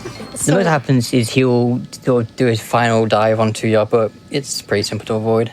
Nice. So we actually do have one more trick after the run. Oh yeah, that's true. Yeah, let's see. So, since this cutscene takes place in the Mystic Ruins, unfortunately, that means the last thing that happens is that we get a relapse. No, I can't. We almost got to tell you. It's almost out. Why? No. No one's happy about this. Tails goes back to the casino. No, Oh, you see just the tails. Eggman gets away, and Sonic just takes the train. Sonic doesn't have his victory speech. No one's happy. He takes the train home, and it's over. Well, GG. GG. Dot. Nobody wins. We get this cutscene here. Eggman leaves. He gets away, and Sonic just very somberly takes the train home. Like, well, I guess that's over. Might as well go home. Yeah. But yeah, that's Sonic Adventure. Woohoo! That's Sonic's story. Thank you so much for showing this off again. I am happy to see some of the changes in the game. And Squeepy, again, thank you for being here. Y'all got any shout outs? Yeah, I got a few to get through real quick. Shout outs, of course, to the whole Sonic Adventure speedrunning community, to everybody who's keeping the Dreamcast alive, to Broby, Cheeky Chunk, GB Says Hi, and PS, you know, everybody out there that still speedruns on the Dreamcast, 7th Armstrong. Appreciate all of you a ton. Appreciate all the different communities out there, you know, Shenmue, Power Stone, Echo the Dolphin, Defender of the Future. Keeping this console alive. It's always really cool, and you know, Sonic Adventure has somehow become the biggest solo Dreamcast speed game. So I feel like it's on us to be a beacon for a lot of other Dreamcast speedrunning. The Dreamcast is a cool console, and of course a lot of people know it for Sonic Adventure. But one of the greatest things about GDMU being legal for this game is that it really gets people to play other games on the console. It gets people to run other things. It's been really cool seeing people play Sonic Adventure, get a Dreamcast, get this game, and then go learn something else. It's like, as much as I want to drag people into this hellhole of mine, I want to see them both find something else they like too. It's been really cool seeing people find some of their new favorite games because they played Sonic Adventure. Yeah, I mean, bust out the Crazy Taxi or something. You got Exactly. options. What about you, Squeepy? Anything else you want to say? I think we've said more or less everything I would have said. I mean, one thing I will say is that this game, like in the state it's in now, has been going on for like 3-4 years maybe, and it's constantly been growing. New people are joining, playing the game, and and I will say, anyone that's interested in the game, come and join. Like we've said, there is so much potential here. There's so much potential. Every time someone new joins, the game changes. Oh yeah, you got new runners finding all kinds of stuff. I bet the glitch hunters are out. They're out there. It's honestly, this is one of the best times to be joining. It's such an amazing time to be playing the game, especially because we've got the Sonic Star Tournament happening end of the month. The IO competition is going on right now. Competition in general is just booming all the time. And of course, one real quick last shout out to me. Shout outs to you for bringing us back. Shout outs to you. Aw, thank y'all for coming back. It was a shot in the dark, but I saw that this game had some significant changes and I wanted to know about them, so I appreciate you both being here back again. It was fun as always. Absolutely, massively appreciated. As this game's first big highlight was because of this show. So it's more than an honor to be back showing this game, getting a chance to show this game off again. It sounds like the community has grown a lot since then too, and that makes me very happy. So thank you again, Wither Squeepy, for being here. All right, listen, y'all. If you had fun, make sure you follow Wither and Squeepy here on Twitch. I'll post those links in the channel. And don't forget about the Sonic Adventure Community Twitch channel. They'll be having an event coming up closer towards the 20th of September. So keep on the channel for that, on the lookout. But we are coming up on the last break before our final game tonight. But before we do, I want to let y'all know that Games Done Quick is hiring. We have multiple roles available, so if you are interested. Hey everybody, welcome back to the GDQ Hotfix. I'm your host, Smooth Operative, and you are watching Time Capsule. We've seen so many amazing games from 1998 tonight, and guess what? We've got one more for you. So here to speedrun Gex Enter the Gecko, please welcome Fruity Tangerine. Hello everyone, yes, I'm Fruity Tangerine. Gex Enter the Gecko, also known as Gex 2, it's usually how I call it. Released in 1998, of course. I started getting interested in running this game about 2017, but it's only in the last couple of years that I've really gotten into it.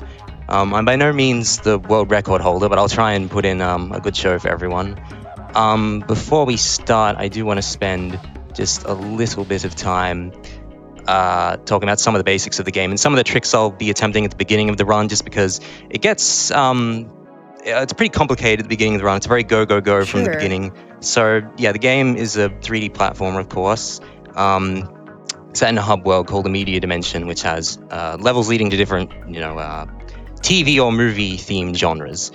And you enter these levels by jumping on buttons in front of the TVs, which serve as level entrances. Then that's going to be important for talking about wrong warping here, because that's the main thing I'm going to be attempting at the beginning of the run here that needs explaining. The main method of movement in terms of fast movement is tail kicking, which allows you to fly through the air, fastest movement, but it can be a little bit tricky because you're committed to it once you begin the tail kick. The very first thing I'm going to be doing in the run is just setting the camera to manual, because that's the best way of doing it. So the camera in this game is pretty notorious, so you've got to be careful about how you handle it. And then pretty much immediately I'm going to be attempting the game's first wrong warp. So basically I should explain that to progress through the game you have to collect red remotes, which are collected at an exit TV in each level, which takes you back to the hub world after jumping on the button, like the end of the level. And you need 33 of these red remotes to unlock the final boss. So as the any percent category goes, that's basically how it works. You have to try and get the 33 fastest red remotes to unlock the final boss and then beat the final boss. There are only 39 in the game, so we try and collect the fastest ones. I mean, you have to get most of them. There's only 6 that you can afford to leave out. Okay. And that's where the wrong warping comes in, because the game has 3 secret levels, and some of the red remotes in those levels are faster to collect than ones in regular levels, but you're not supposed to be able to get into the secret levels without collecting like silver and gold remotes that are also in the game but aren't really relevant to the 80% speedrun. But you can wrong warp into the secret levels, and that's pretty much the first thing I'm going to be trying once the run gets started. Okay, now, I might not get all of the wrong warps, and in that case, I do have backup strats to fall back on as a slightly different route through the game. There is also, unfortunately, a small chance of soft locking on a wrong warp. If that ends up happening, I'll just have to reset the game, which wastes a bit of time, but it's not the end of the world. And I'll put down some safety saves if there are wrong warps happening a little later, but all of them at pretty much the beginning of the run. And it's not very likely to happen. But yeah, I think the most important thing here is just to show everyone, a lot of the tricks and skips that are in the game. And I think that's why it's important to attempt them. So basically the way they work is you try and jump on the button into the level, the first level in the game, and then you just have to try and fall off the world of the hub while tail whipping at a precise time to stop Gex from going into that level. And if you hold specific inputs while falling off the ledge, you will warp into the level. So basically these secret levels are going to be like interwoven with the first level if things go correctly anyway. There's also a massive out of bounds in the first level that you wrong warp into, which is quite difficult, and I might need a little time and concentration to get that. So yeah, the first minute of this run is pretty intense, which is why I want to explain a lot before we get started. But yeah, I think we can probably get into it now, and then the rest of the stuff I can explain as we go along. And I'm going to have the voices off just so I can commentate over without like Gex constantly talking over everything. He has a lot of his wisecracks and everything. Okay, so I think we can start countdown here from start. So 3, 2, 1, go. All right, good luck. Thank you. So as I said, very first thing you do is switch to manual camera in the menu. That's what that symbol in the lower right means. Okay, let's try this TV cancel. Well, not TV cancel, wrong warp. Didn't get it. All right, that's fine. We'll get more attempts at it later, but that's okay. Instead, we're going into the first level here, which is the Out of Tune, the first cartoon-themed level in the game. I'm going to do the purple mushrooms here first, I think. So in order to get this remote, you have to whack all 5 purple mushrooms in the first part of this level and then get to the TV. I do, of course, know where all the mushrooms are, and it's just a matter of getting to them as quickly as possible. So this bit has slightly tricky jumping, but that's okay. And we also get this life here because life management is going to be a big part of this run. Those purple flies in those little TVs there act as lives. The green ones are health. Get this mushroom, go over here. And there's a little bit of lag here, but that actually makes it somewhat easier. Yeah, got it. All right, so if you hit that mushroom, that 5th and final mushroom, and then go back onto the rainbow there before this cutscene starts playing, it'll actually zip you along. Oh, got hit there. It'll zip you along and you save about half a second or so. So that's useful. Yeah, nice zip. Going to be trying the wrong warp again here. Really hoping that I can get at least one wrong warp here to show off for everyone. No, not quite. All right, that's fine. We can have another attempt at it after this. So Teetering Rock, yes, is the first remote in the level. We're doing it second here. This is where I should explain what TV canceling is. TV canceling is effectively, it's like when you get into one of these end-of-level TVs here and you get a red remote, it kicks you out of the level, kind of like how stars work in Mario 64, for instance. And what TV canceling allows you to do is it allows you to get more than one remote in one run through the level. So, like, if you could get multiple stars in a Mario 64 level in one run, it just saves you having to go through the loading screens of exiting and entering the level. So I'm going to get hit intentionally on one of these here, and that's all setting up for the TV cancel, if I can pull it off. And I'm going to get hit by this one as well. Yes, this whole area is kind of themed around the Duck Season, Wabbit Season cartoons and Looney Tunes. Yeah. Got Gex in the bunny outfit. All that explains the carrots. Yep. And that checkpoint is very important to get. The checkerboard TVs are checkpoints. Okay, I'm going to wait for that wind to stop just to make this a little easier. Okay, and then you can skip around that corner there like that. Oop. Yeah, the camera, if you tap the button, it rotates 45 degrees instantly, or you can hold it to make it move more slowly. Okay, you can jump on top of this sign right here, or that post, I should say, to skip up here a bit more quickly. And okay, going to attempt the TV cancel here. This is a little bit tricky. Just going to concentrate for a minute. No, didn't get it. It's annoying. Oh well. The way that's supposed to work is that you get onto the button and jump off at the right time, and you can whip off the ledge and fall down onto a cactus enemy at the bottom there, which will kill you and allow you to get the remote. Very Didn't get precise, that. I Wrong guess. warp there. Yeah, it's pretty precise. And what that'll allow us to do is we die, but we also get the remote from the end of the level, and we go back to the checkpoint, which allows us to very quickly head back to the hunter area, because the other remote in this level is that we have to defeat the 2 hunters, and that will unlock the remote on the next TV. I just rotate the camera to the side here to reduce lag a little bit. Camera management and lag reduction is a pretty significant part about the run. Yeah, some of these I'm gonna level go up here and designs get are this. wild. Yeah, it's very very out there, imaginative levels. One of the things I really like about the game from a casual perspective. Oh yeah, for sure. So up here we have the first hunter. So if I got the TV cancelled before, I would have respawned at the checkpoint, which would have allowed me to go from the checkpoint backwards into this area, which would have been a little bit faster than going from the beginning of the level again. I kept the hunter on screen there as well. If the hunter doesn't die on screen there, then he just doesn't die. So you kind of have to make sure you don't move away from that area too quickly. And here's the second one. And there's a unique thing you can do here where before that one dies, you can get onto the button of the TV.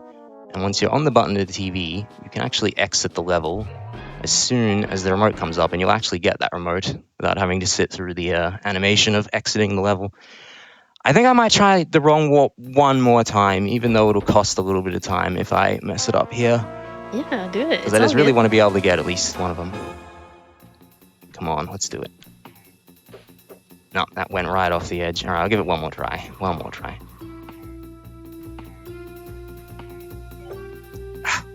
Not quite. Not The timing seems very tricky. Like, it's hard to even, for me to even see where you're trying to press. Yeah, it's a tough one. It's a tough one. Ooh. We'll have to exit though. That's fine though. Without the wrong warps, there is backup route I can go on. It's not a huge deal. Just a shame I'm not going to be able to show that off here. Okay, so we drop off the edge here like regularly, and it always puts you back at the beginning of the hub here. You can't die in the hub world. And we go into level 2 here, Smell Razor. First horror-themed level in the game, Scream TV. This is the most used level type in the game because there are multiple levels of each level theming, each genre, if you will. So I guess you could say it's like different episodes of the same show. Okay. Spooky nonetheless. Okay.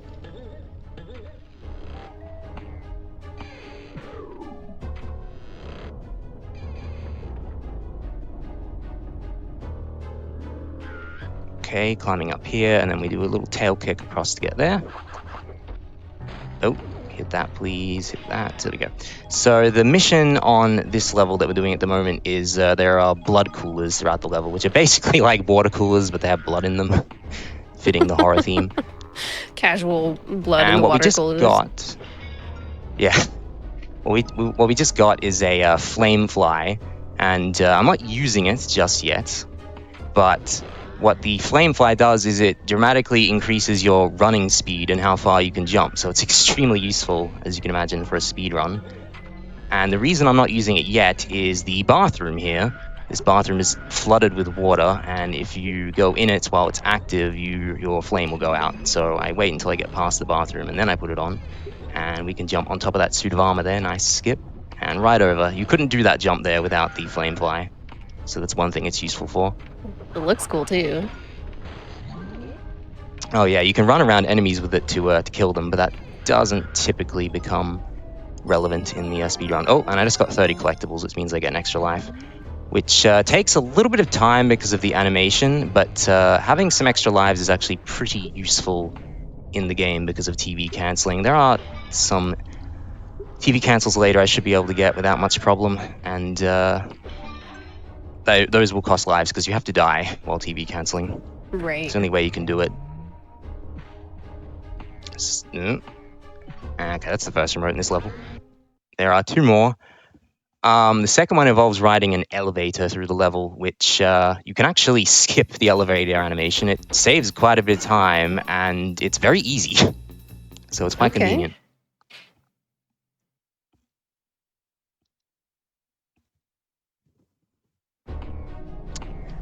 Yes, got to make sure you're holding down the pause button while going on to, or coming out of loading screens to make sure you skip it as quickly as possible.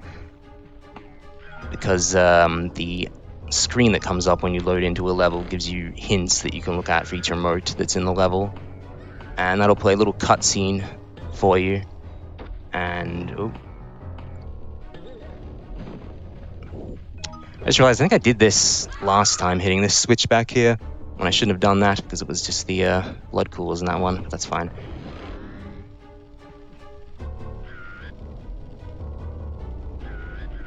It always plays that little animation of looking at the sign about stepping into the light, but it's okay, it gives you a little moment as a breather.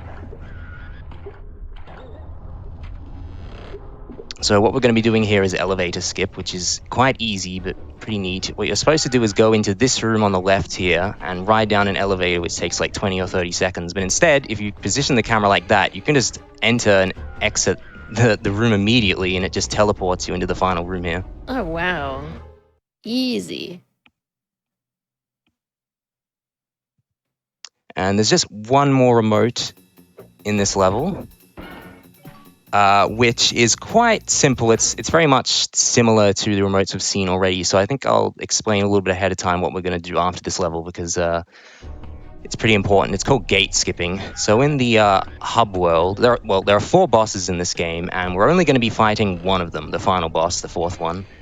You can skip all of the first 3 bosses, and it wasn't known until relatively recently how to skip the 3rd boss, and it ended up being possible because of a new trick called gate skipping or tongue clipping or something like that. But basically what happens is there are 4 gates in the hub world that you have to defeat bosses to open. The grey gate requires the first boss to be defeated, and then after you open the grey gate, there's a central hub area and has 3 more gates, the red, the green, and the blue gates. You need to beat the 2nd boss to open the red gate, get 14 red remotes to open the green gate, and defeat the 3rd boss to open the blue gate.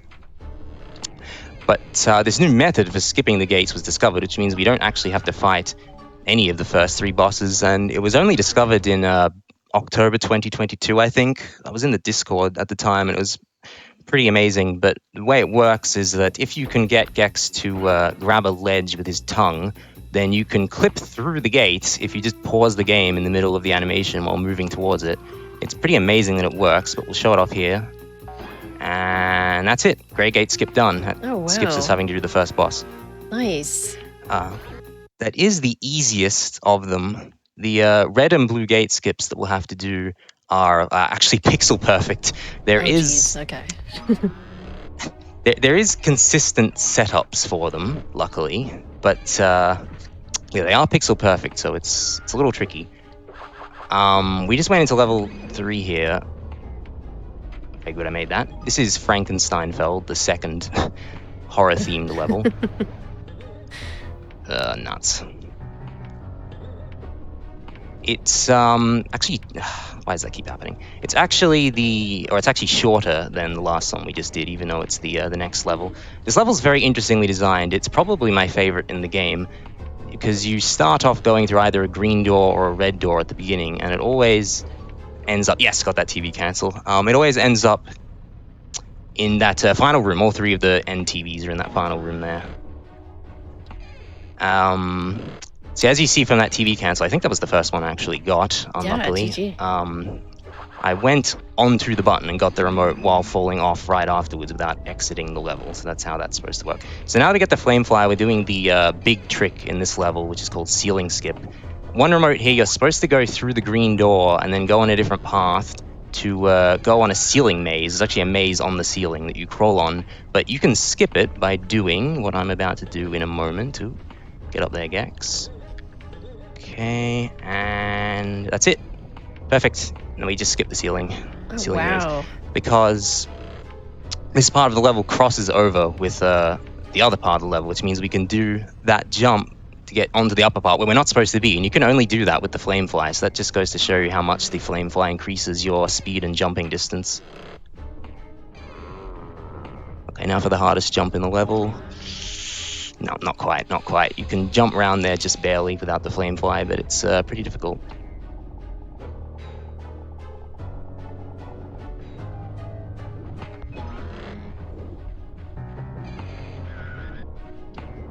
And then the rest of this remote is pretty much just doing what I did last time, except going through the door up here this time instead of doing ceiling skip. And there we go. That will be the end of the level right about now. That's all 3 TVs. It was so funny seeing Gex crawling around because you've been walking on like 2 feet the whole time. Oh, yeah. Okay, that unlocks the second boss, 9 red remotes, but again, we don't have to fight the second boss because we can do gate skips, and we're going to be doing one right now. This is the red gate skip. Nope, camera has to be fully zoomed in. Okay, so this is pixel perfect. You have to be on the exact right spot, so I'm just going to be quiet for a second here.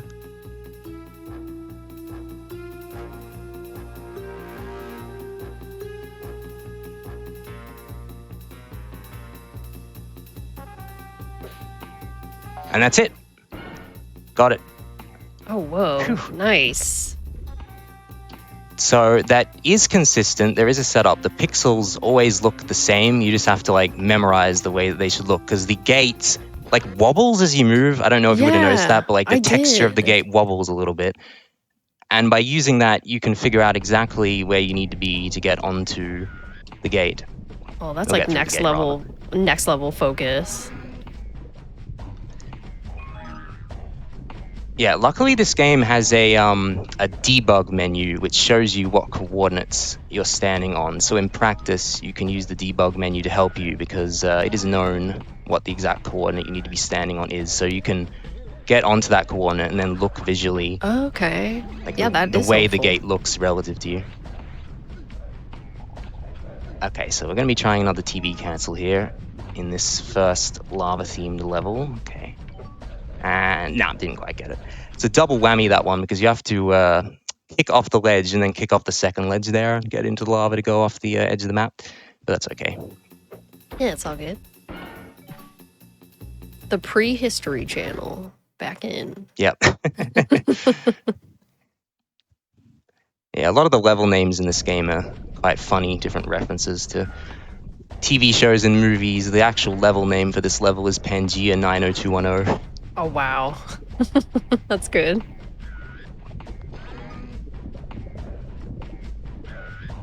So second remote here goes broadly similar to the first one for the beginning, but then we have to climb all the way to the top of the volcano. Oh.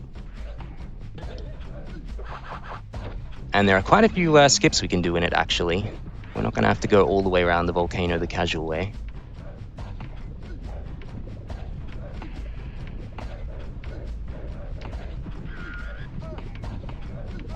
And here's the first big one. There we go. Skipped a big portion of the level there by just jumping on that corner and getting into the lava pit.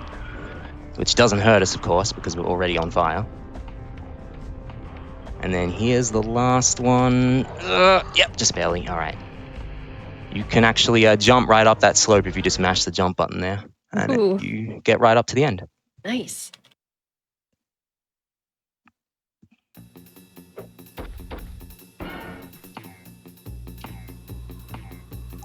Okay, time for the first sci-fi themed level, Rocket Channel. So these sci-fi themed levels are interesting because they're set in outer space and you have a spacesuit, which means that your air on that bar on the right side there is constantly going downwards and you have to get more air, otherwise you just run out of air and die, which is quite difficult for a casual playthrough, but it's actually pretty neat for a speedrun because it means that you can TV cancel on any TV in these levels by running out of air when you're falling onto the on the button to get the remote. That's clever. And that's exactly what we're going to be doing, yeah. Oh, and here comes rocket skip. I didn't think to indicate rocket skip. That is a rocket over there in front of us that you're supposed to ride to get to this part of the level, but instead we just did this giant tail kick all the way down the level like that. Oh, so epic though. Yeah, I've always really enjoyed that trick. Now, this is where the timing gets pretty stringent. Okay, nice. That's what you want to do. You want to tail kick right through that hole so you immediately hit that enemy there when you're coming through. And you have to kill both of these enemies here before this barrier to the TV here comes down. And then now. Okay, landed right on the button just as we ran out of air, which TV cancels. So that was pretty much perfect. Perfect. But poor Space Gex had knocked out for a brief moment. Yeah, I do enjoy the animation.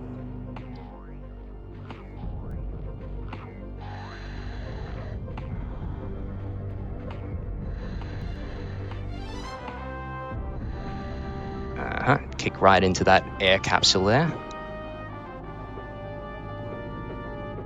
So these levels are pretty thoroughly routed in terms of where you should be getting your air back. Like how the music suddenly changes there. Oh my gosh, right? It's like dramatic as heck. Oh, there's like space aliens as well. Yep, they have lightsabers. That's an interesting choice. The lightsabers are actually quite annoying because if you kill those enemies, they fly through the air and then home in on you as they fall down and try and hit you again. Oh yeah, that sounds weird. Okay. We're approaching the end of the level here. This second remote is a lot longer than the first one. And okay, I played it a little bit safe on these towers here, so I didn't lose too much health. Because it is possible to die here at the end, and I'll just go back to that checkpoint earlier, so it's not too drastic, but of course we don't want to have that kind of time loss. Okay, got hit by the lightsaber, and then you see if I run here, it kind of tries to home in on me when it falls down. Oh yeah, okay. Oh my gosh, scary. And yeah, that's that level. The umpire Nice. strikes out. The umpire strikes out. Wow, they spared no expense with these names.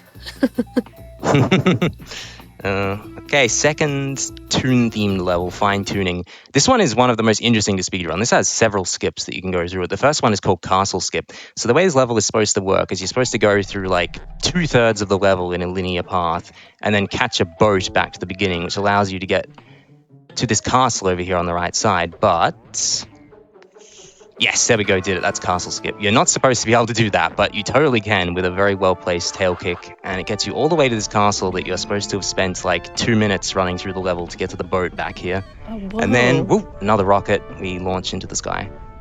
Bye, Gex. Well, we're not getting that TV. We're actually going this way, because all we did that for is to get through the level a lot faster. Catching that rocket is way faster than going through the level regularly. And here we can just about jump on top of the door to skip all of this area too. I've never seen a door like the taunt the runner. And got the TV cancel there, nice. Nice, yeah. So this is pretty perfect fine tuning so far. I got caught up on that door for a little bit, but that's okay. And yep, another castle skip first try, sweet. It's nice to know some tricks are going well this run. Yeah, well, you're experienced with this game, you know. And yeah, we do get to see the rocket animation a second time because this time we're going to the other TV, which is right here. Ooh, on the button, please. And that's fine tuning. Only 2 remotes in that one. The levels do vary a little bit in how many red remotes they have. It's mostly 2 or 3, a couple only have 1. Oh, okay. And that's when we open the green gate. The green gate is open, yahoo! The fastest thing to do here actually is to void out and go back to the beginning of the hub world and do the grey gate skip a second time here. Like so. That one is very easy, so no big problem. And we're heading into the first Circuit Central level. I really like this level's name. It's www.com.com. Have you tried to go to the web URL? I think it does lead somewhere, if I remember correctly, but it's certainly not anything related to Gex. Okay, oh, and there's another big trick we're doing here. We got the camera out of bounds, which allows us to... Oh, no, that's not good. Wait a sec. Okay, there we go. That's better. Allows us to fall out of bounds like this, and we can skip most of this particular remote doing that.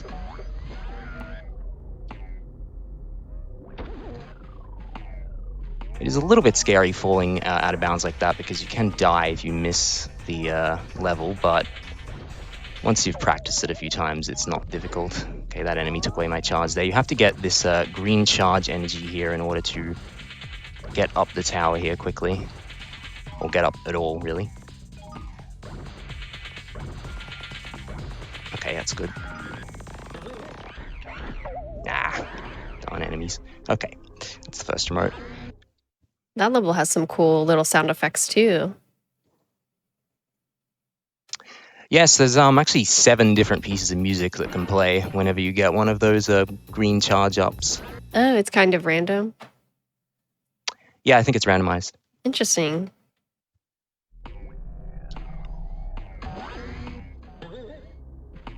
Okay, let's try and get this. Nice. You can get onto that wire there in order to jump up more quickly. It is pretty precise though.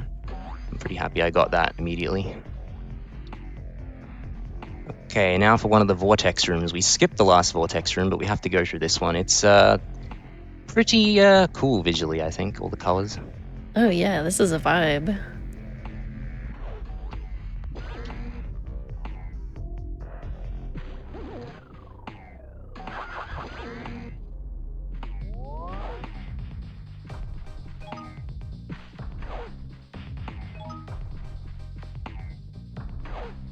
Oh, nuts, that's not good.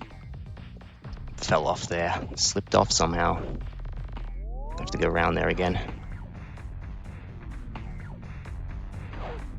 Okay. That's better.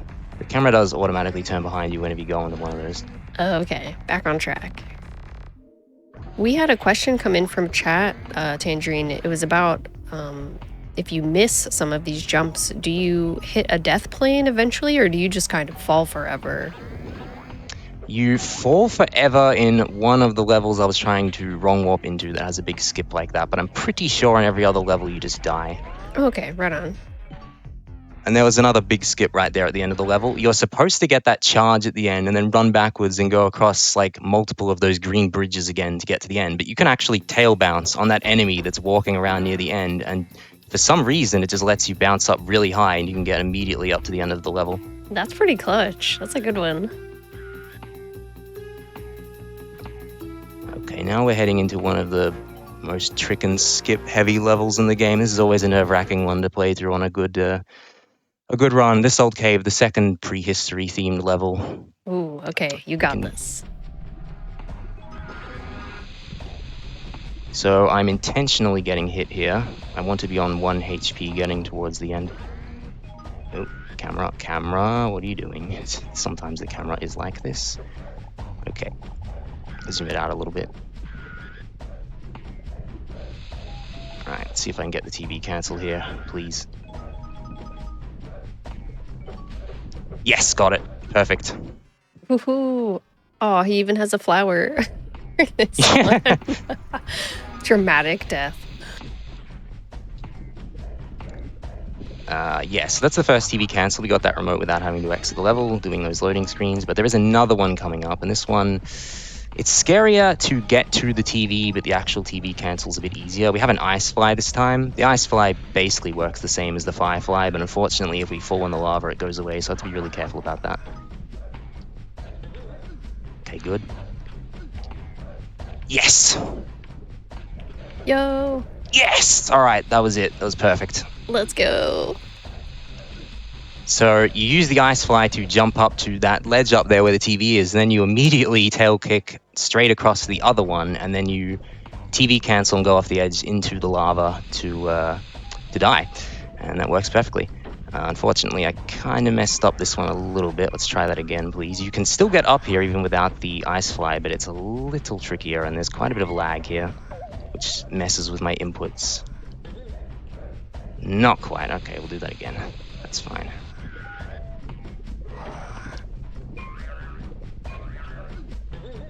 Okay. Really? Ah. Alright, that's alright. We got that checkpoint. It'll spawn us right there, so we just do it again. Okay. There we go. That's how it should have gone before.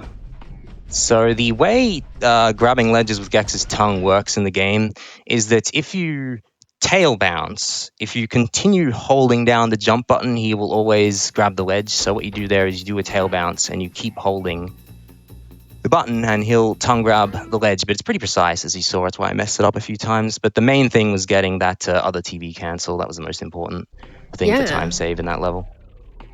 Lots of time saved, it seems.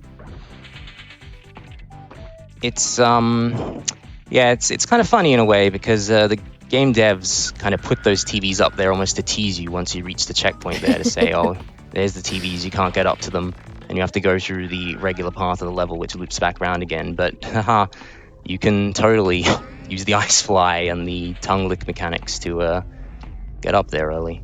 Yeah, I wonder what the devs would think about that.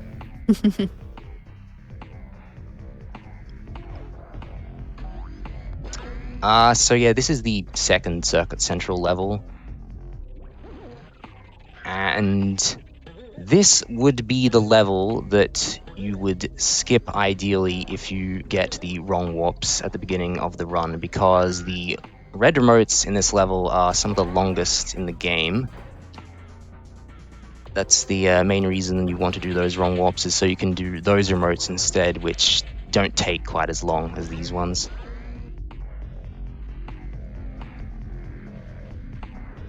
Okay, can I get this jump here? Yes, very nice. It's pretty precise, that one. Okay.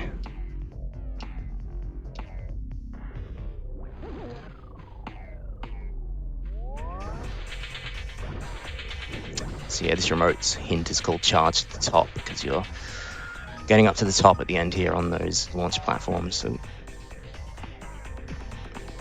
missed the button. It's one of those really satisfying things in this game when you can do a tail kick directly onto the button to end the level. But unfortunately, if you miss it, that can waste half a second or so, as you have to jump back onto the button again. Gaxzilla. It's coming soon. Yeah, coming soon. Yeah, unfortunately, it's not going to be coming soon because that's the third boss, and we can skip the bosses. Oh, okay, nice. Yeah, that's actually the biggest time save that came about as a result of the discovery of the gate skips, was being able to skip that third boss. Oh, that's really unfortunate. I jumped just a tiny bit too early there and fell down. The main reason I was motivated to do that, besides just general speed, is that my charge was about to wear off, and you need to have charge here to do that trick there. Yeah, I didn't explain that last time, but you're not supposed to be able to do that. Oh, wow. I'm not sure why it works exactly. But for some reason, if you hold up against that wall when flying up from the jump pad, you will just get like this massive mega jump off of that green data bridge there, and you can use it to get all the way up to the ceiling before you're supposed to be able to. You're supposed to have to go through this whole other path. Just Gex things, maybe. Yeah, oh, this is another skip here that I did last time. You're not supposed to be able to do that either. You're supposed to have to go through that whole room there, doing more platforming. How many times would you say you've spent in the game just like running against walls and trying to figure out the glitches yourself? Well, a lot of the glitches were discovered by me. I've just learnt them. I did find the skip for the rocket back in the Empire Strikes Out by myself, which was really fun at the time. I think I might have found it before anyone else had found it, but for some reason I didn't say anything at the time, and not too long after that, apparently other people had found it, because then it started showing up in runs.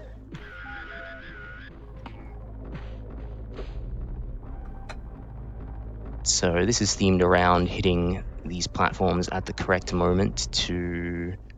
Yeah, that wasn't quite the right timing there. To get across quickly. And... just going to zoom the camera in a little bit, reduce the lag a bit. Okay, there we go. Okay, one more remote to do in this level. The beginnings of each of these remotes pretty much go the same each time.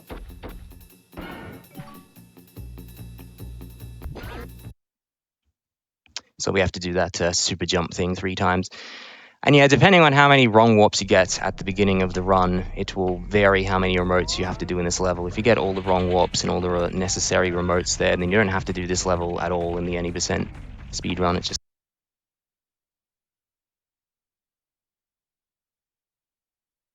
Do you feel like it's a kind of reset point for you, like if you are just doing like a PB attempt?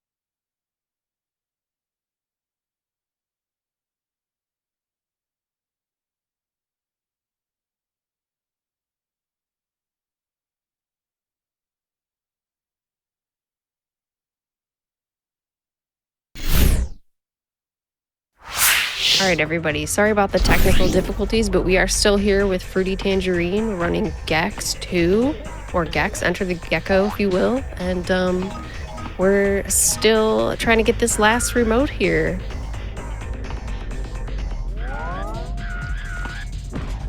Yeah, luckily the first half of the level is pretty much the same for every remote, so didn't miss too much there. Yeah, not too much, everybody. We're still going here in Circuit Central. And yeah, that was the end of the level there. That last one Okay, has well, a couple of little tricky jumps. Nice. Well, we're not in Circuit Central anymore then. No, it's the last horror-themed level here. What's the particular theme? Well, they're all like Haunted Mansion themed levels here. For this one, it has a morgue in it that we have to get to and climb to the top of. They actually use the beds of the morgue as platforms, which is rather macabre. Oh, that's morbid. I keep the camera rotated sideways here to reduce lag a little bit, because there's quite a bit of slowdown in that room. There's also quite a bit of slowdown in the morgue until we get into the correct positioning up ahead here for doing the last platforming, and then snaps into position. There we go.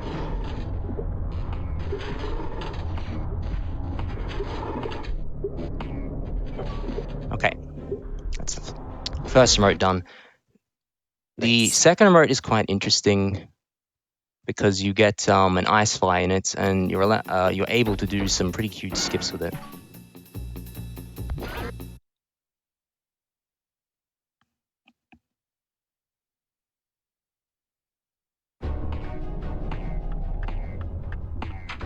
So these doors that have been in this level, it hasn't been relevant up to this point, but these doors actually have their own hitboxes that you can jump on if the door is open, just like that. And that allows me to get up here really quick and get the ice fly. And that becomes even more relevant again in a moment, because there are 2 more of those door skips, and they skip huge amounts of the level, actually. So we're going to be trying the next one here. And that's excellent. Oh, and then I fell down. Wow. What is going on? Let's try that again. Okay, there we go. And then this last one here. Ooh. Move around camera, please. And there we go. That skips most of the level there like that. And zoom the camera in here for lag reduction. And then we just make our way up the ghost tower here. There's these ghosts throwing objects at you, but we just go through real quick, and that's the TV right there. Sometimes the camera is zoomed in quite strongly, so it can be a little difficult to see what's happening, but I do know where everything is, so it's all good. Yeah, it seems like the camera adds an extra layer of difficulty. Yeah, for sure. Like I said at the beginning of the run, the camera in this game is pretty notorious. Sometimes it has a bit of a mind of its own. Mm-hmm. So heading into the first Kung Fu themed level.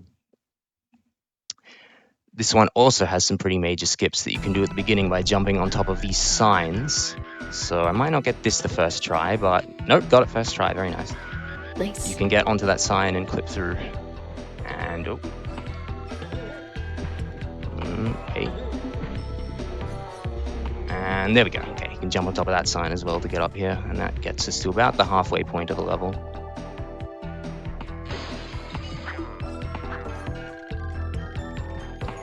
And once again, we can do another jump here to skip directly up to this zip line here, meaning we don't have to do anything in that room. It caught me off guard. I was like, it's a literal zip line. Yeah. Oh, okay, here we go.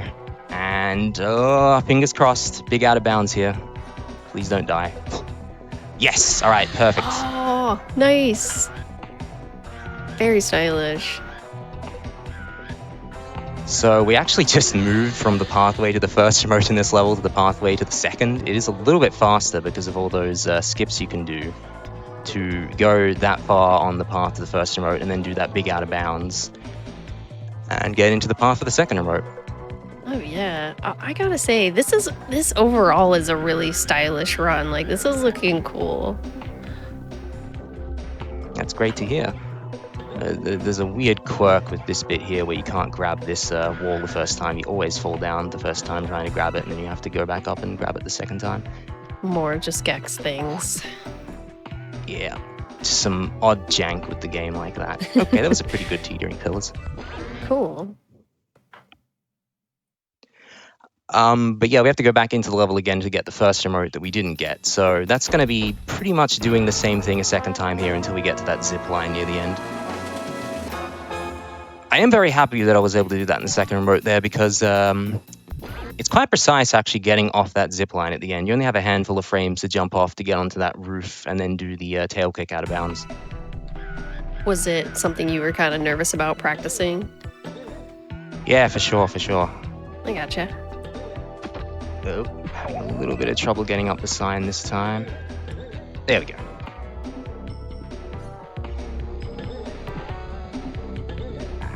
Fell off. It's very narrow, this platform. There we go.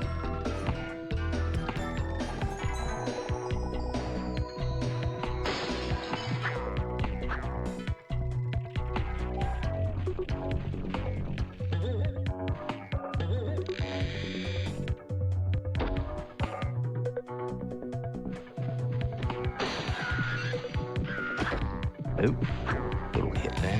Okay, can I jump off it again? Yep. This time we're only doing that to get through that door a little bit more quickly.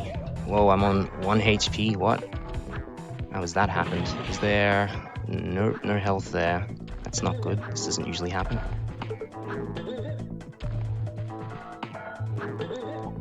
There we go, alright, okay, good, I thought so.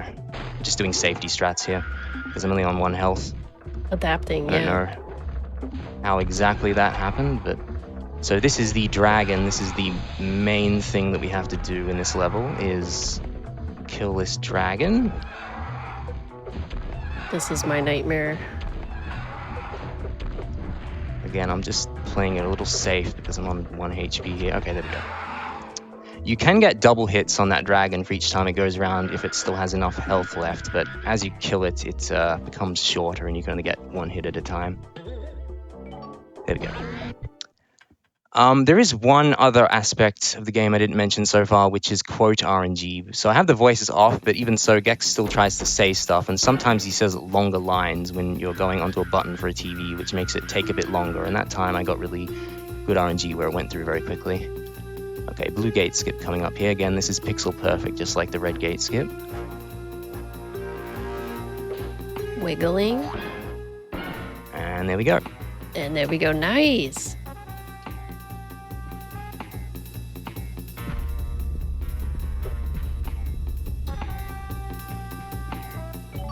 And that takes us right through to yet another Kung Fu level. We do both of them in a row here. This one looks quite different aesthetically, though, the first one.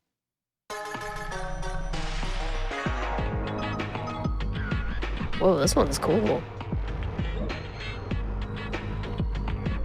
Okay, I'll rotate the camera around here just to reduce lag a little bit because there's quite a bit in this bit. Okay.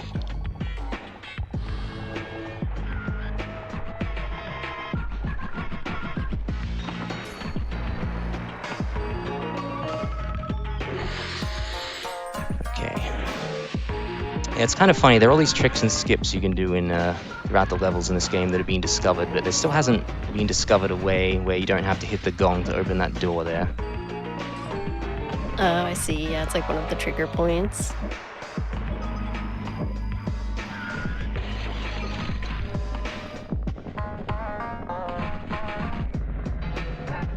Okay, here's a funny little trick you can do here. I've always liked this one. You can stand on top of the gong here and tail bounce off it to go back up as it reverses. Very cute. And that's the end of there. All right. Absolutely cruising. And there's still 2 more remotes in this level. And there's a little bit of a scary trick you have to do at the beginning of both of these remotes. It's not difficult to do, but if you don't get it, you will die. which is a bit of a problem for the life management, but let's just see what happens. Okay, that's it. Perfect. So that skips probably about half of this remote here. You're not supposed to be able to do that, and that skips quite a bit of the level that's over that direction. And let's see if I can get this trick.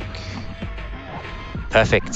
So for some reason, that ninja guy, when he throws a shuriken there, if you are in the right position and the shuriken hits the door, it will actually despawn the door and you just run right through it. The guy did not know what happened. Okay, it's the second remote. Third remote, we have to do that jump onto the platform again at the beginning, but then the rest of it is pretty different. We need to do it because we need that ice fly that's on top of the platform up there in order to move quickly. It enables us to do a very big skip on this third remote. Also, for some reason, you just cannot tail kick at the beginning of this level for a few seconds. Ah, that was unfortunate. I thought I didn't make it onto the platform, so I was kind of fapping about a bit there. Alright, let's do that again. There we go, perfect. So now we have the ice fly. That'll enable us to actually skip a very large portion of the towering temple that's coming up ahead here. Because you're supposed to ride an elevator platform to the bottom of the tower, and then climb your way up the tower is kind of a big platforming challenge. Ooh. But you can just skip straight past it. Like that, with the ice fly. Well, that enables you to tail kick far enough that you can just tail kick directly to the towering temple more than halfway up. Oh wow, that was a scary skip. It looks scary, but in terms of gameplay, it's not that bad. And then you're supposed to take this elevator here, but instead you can just do that. And jumping over the corners there. Yeah, nice. That was a pretty good level. Yeah, nice one. Yeah, I don't know. I know you're probably used to it because you've, gone through the game so many times, but all the movement, it just looks so precise all the time. Yeah, there is quite a bit of precision movement with the tail kicks. That's a big thing because once you do a tail kick, you're committed to it and you can't really change the direction that's going in the air. So you've got to be careful about how you manage them. Wow, I didn't even realize that. So where are we big now? skips coming up here. Second sci-fi level and no, wait, hang on, that's not quite right. Okay, there we go. So, oh, what the heck is that? All right, well, I guess that wasn't right. So I'm talking about you've got to make sure that you're getting the angle correct. That is a big skip that you can do there by tail whipping or tail kicking off at just the right moment there. You will be able to get much further into the level because it is just located here below the beginning. And I'm going to do safety strats here. I'm going to refill on air. It's a little bit slower to refill on air here rather than just doing the whole remote in one air bar, but it's definitely safer, and I think that's more important at this point. Okay, another big skip here. There we go. You are not supposed to be able to jump up the side of that arch there. You're supposed to do all this platforming challenge, but you can totally get away with it. And now this guy's sucking out air, which is exactly what we want, because we want our air to run out faster so we can TV cancel. And I'm only on one life, which is concerning. I'm going to do some safety strats here to make sure I don't game over.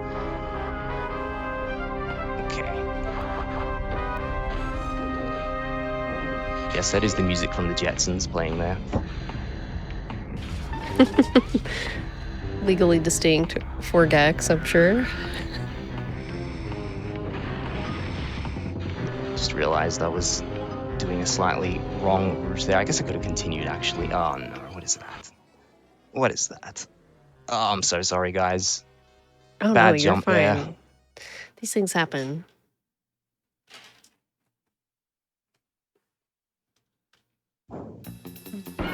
They do linger on the game over for quite a long time. It's like, you don't have to make us feel that bad about it, Gex. Jeez. Yeah, that is the problem. The issue with that is now I have to do the gate skip a second time, which is pixel perfect, but luckily I do have the consistent setup for it. No, not quite. Just been 1 pixel off.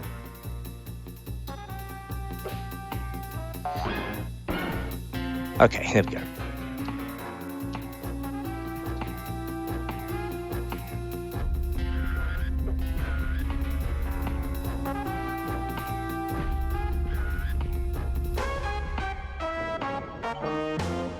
Okay, back into the level.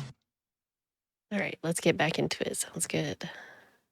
Now that I have a few extra lives, I can do the trick that I was hesitant to do before, which is this. And I missed it. Wow, that's no good. You can tail kick right to the platform there from the beginning, though.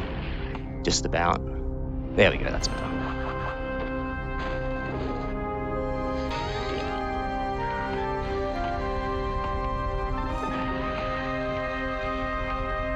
Alright, there we go. That's how that should have gone last time, that jump. And now we can jump up here, and what we're trying to do for this remote is break 5 what are they called, power cells throughout the level. This is the first one. And they're all clustered pretty close together actually, so it doesn't take too long to do this. Here's the second one.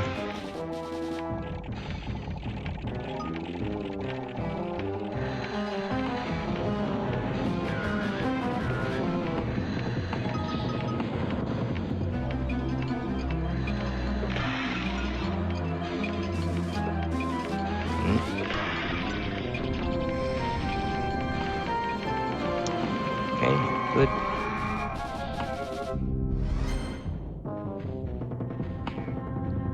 And the last one is coming up just ahead here, and once you break it, it opens the path for you. Like so, a little cutscene plays.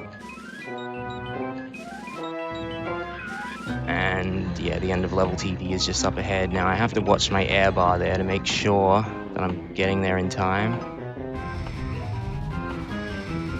And very good, okay, just have to not mistime this. There we go, perfect.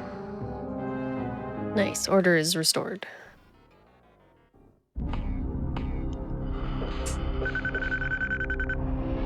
Yeah, I'm just gonna do this as the safe way.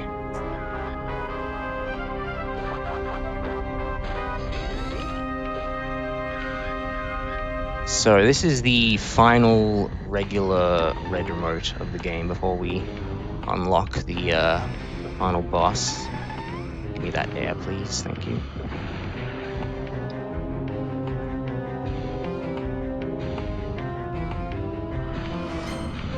And it is a little bit of a tricky one. It has some difficult platforming. So we're going to be careful not to die near the end here.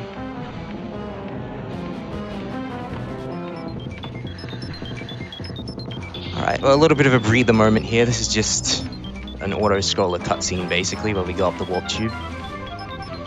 Yeah, so what's happening now? Like, something's trying to attack Gex, but can't get to him? I suppose so. Something Never really like thought that. about it too hard. I suppose it could be the alien is just interested in Gex. We got more aliens with lightsabers trying to come after Gex. Jeez. Yep.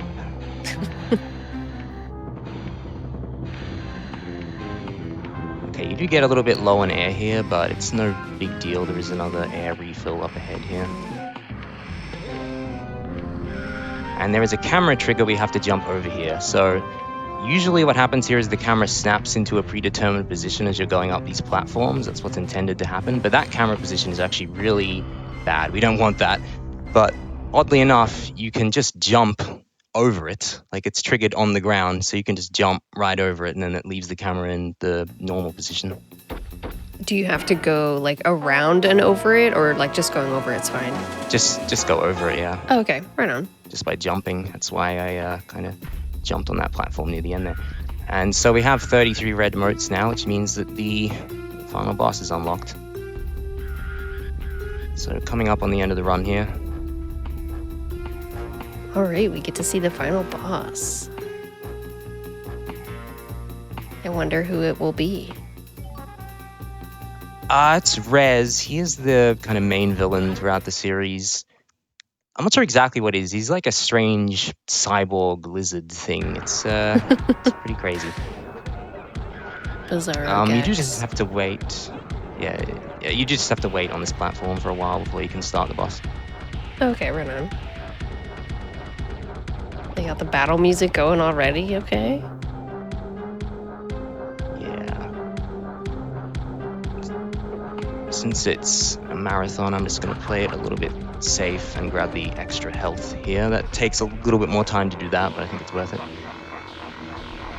Okay, so here's the final boss. You have to get him to charge into the electricity, and after he charges into electricity, he does this first-person mode where he tries shooting it with rockets, but there's a pretty hilarious cheese strat you can do here where you just jump on top of this TV on the edge of the arena and he can't hit you. Oh, wow, okay. Sorry.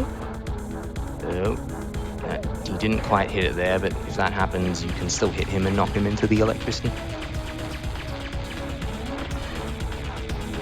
Unfortunately, this final boss really isn't free. The second phase has quite a bit of RNG to it. In fact, the final hit of the final boss for a long time was considered to basically just be luck if you get it on the first try, and it was like the biggest RNG hurdle in the game, which was quite annoying because, you know, it's the very end of the run.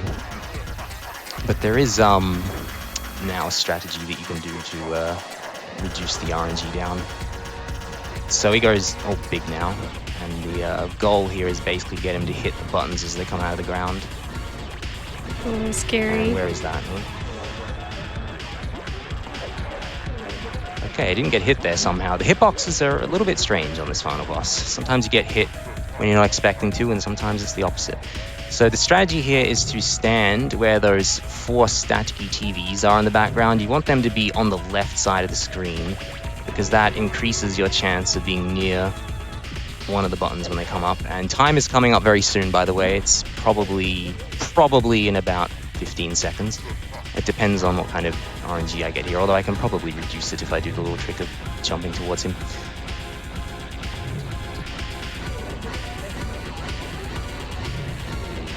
Okay, go. Okay, it's over there, nice. Am I on the button? And time is now. That's time. GG. Well, I'm very happy to 157? hear that. This felt like not a very good run, so I'm very happy to hear at least it's underestimate. Yes, definitely. Wow. I mean, it seems like there's so much precise stuff in this run. Like, I wouldn't even beat yourself up for like a couple of things here and there. That was an amazing run. How are you feeling, Tangerine? Pretty good. I'm happy just to be here to be able to show off the game and all the various tricks and skips in it. I think that this is a very underappreciated 3D platformer of the era that has just so many very interesting tricks, skips, and glitches that you can do in a speedrunning context, which is how I got interested in the game in the first place. Like, I was just playing this game a lot casually and watching the speedruns a bit and being like, oh yeah, let's try and do some of these tricks in the casual playthroughs just because it's, you know, it's fun. But then I was like, okay, well, why not give speedrunning it a try? Oh yeah, that's a good a reason as any, I say. But I'm wondering, Tangerine, are you going to be kind of pushing this category to the limit? Do you think you're going to continue to work on it on your own stream? Yeah, sure. I've been working very recently, last few days, last couple of weeks, to bring my PB down, which I have been doing, and it's still quite a long way to go. The world record holder in this game is quite a lot better than everyone else in the game. It's a very small community, but that's kind of why it would be great to get more people interested in speedrunning it. We have a Discord, Gecko Speedrunning Discord, if you're at all interested from watching this. You thought it was an interesting speed game, if you want to join up to that, or even if just got you interested in playing the game casually, at least that's something. And yeah. Definitely, and the link for that is usually on the speedrun.com page for Gex, most likely, correct? Yeah, sure. Okay, right on. Well, Tangerine, thank you so much again for running Gex. I was very impressed, so I can't say thank you enough for being here. Do you have any other shout-outs or anything you want to mention before we wrap up tonight's show? Well, thank you. Any other shout-outs? Well, I'll just give a shout-out to Mr. Core, the world record holder, who has been very good in the Gecko Speedrunning Discord with helping me with doing certain tricks like the gate skips. He found the consistent setups for them, skipping the red and blue gates, which are pixel-perfect tricks, and he created a guide for that, which helped me to do it. And just everyone in the community in general. Let's go into the demo mode. Everyone in the community. Thanks. Shout outs to all of them. Awesome. Well, thank you again, Fruity Tangerine, for being here. If y'all are interested in seeing more Gex, make sure you follow on Twitch. That's twitch.tv/Fruity Tangerine. But that is going to be a wrap on tonight's episode of Time Capsule. I've been your host, Smooth Operative. Thank you all so much for watching. If you're interested in submitting your own speedrun for the show, you can use the command !Time Capsule here in our Twitch chat, or come find me on Twitch, twitch.tv/Smooth Operative, for more info and we can talk about it. For more Hotfix, you can check out our VODs on our YouTube channel, youtube.com/gamesdonequick. And if you're watching this on YouTube from the future and you enjoyed the show, be sure to press the like button on the video, subscribe to the channel if you haven't already, and if you just missed out on our Hotfix shows tonight, make sure to stay tuned for a replay of DK64 Randomizer on random number generation, and of course Time Capsule coming up right after the break. We'll be live again Friday night, 7 p.m. Eastern with our Hotfix shows Parallel Universe and Do All the Things. Thanks again for watching. Have a beautiful day or night wherever you are in the world, and we will see you next time. Goodbye.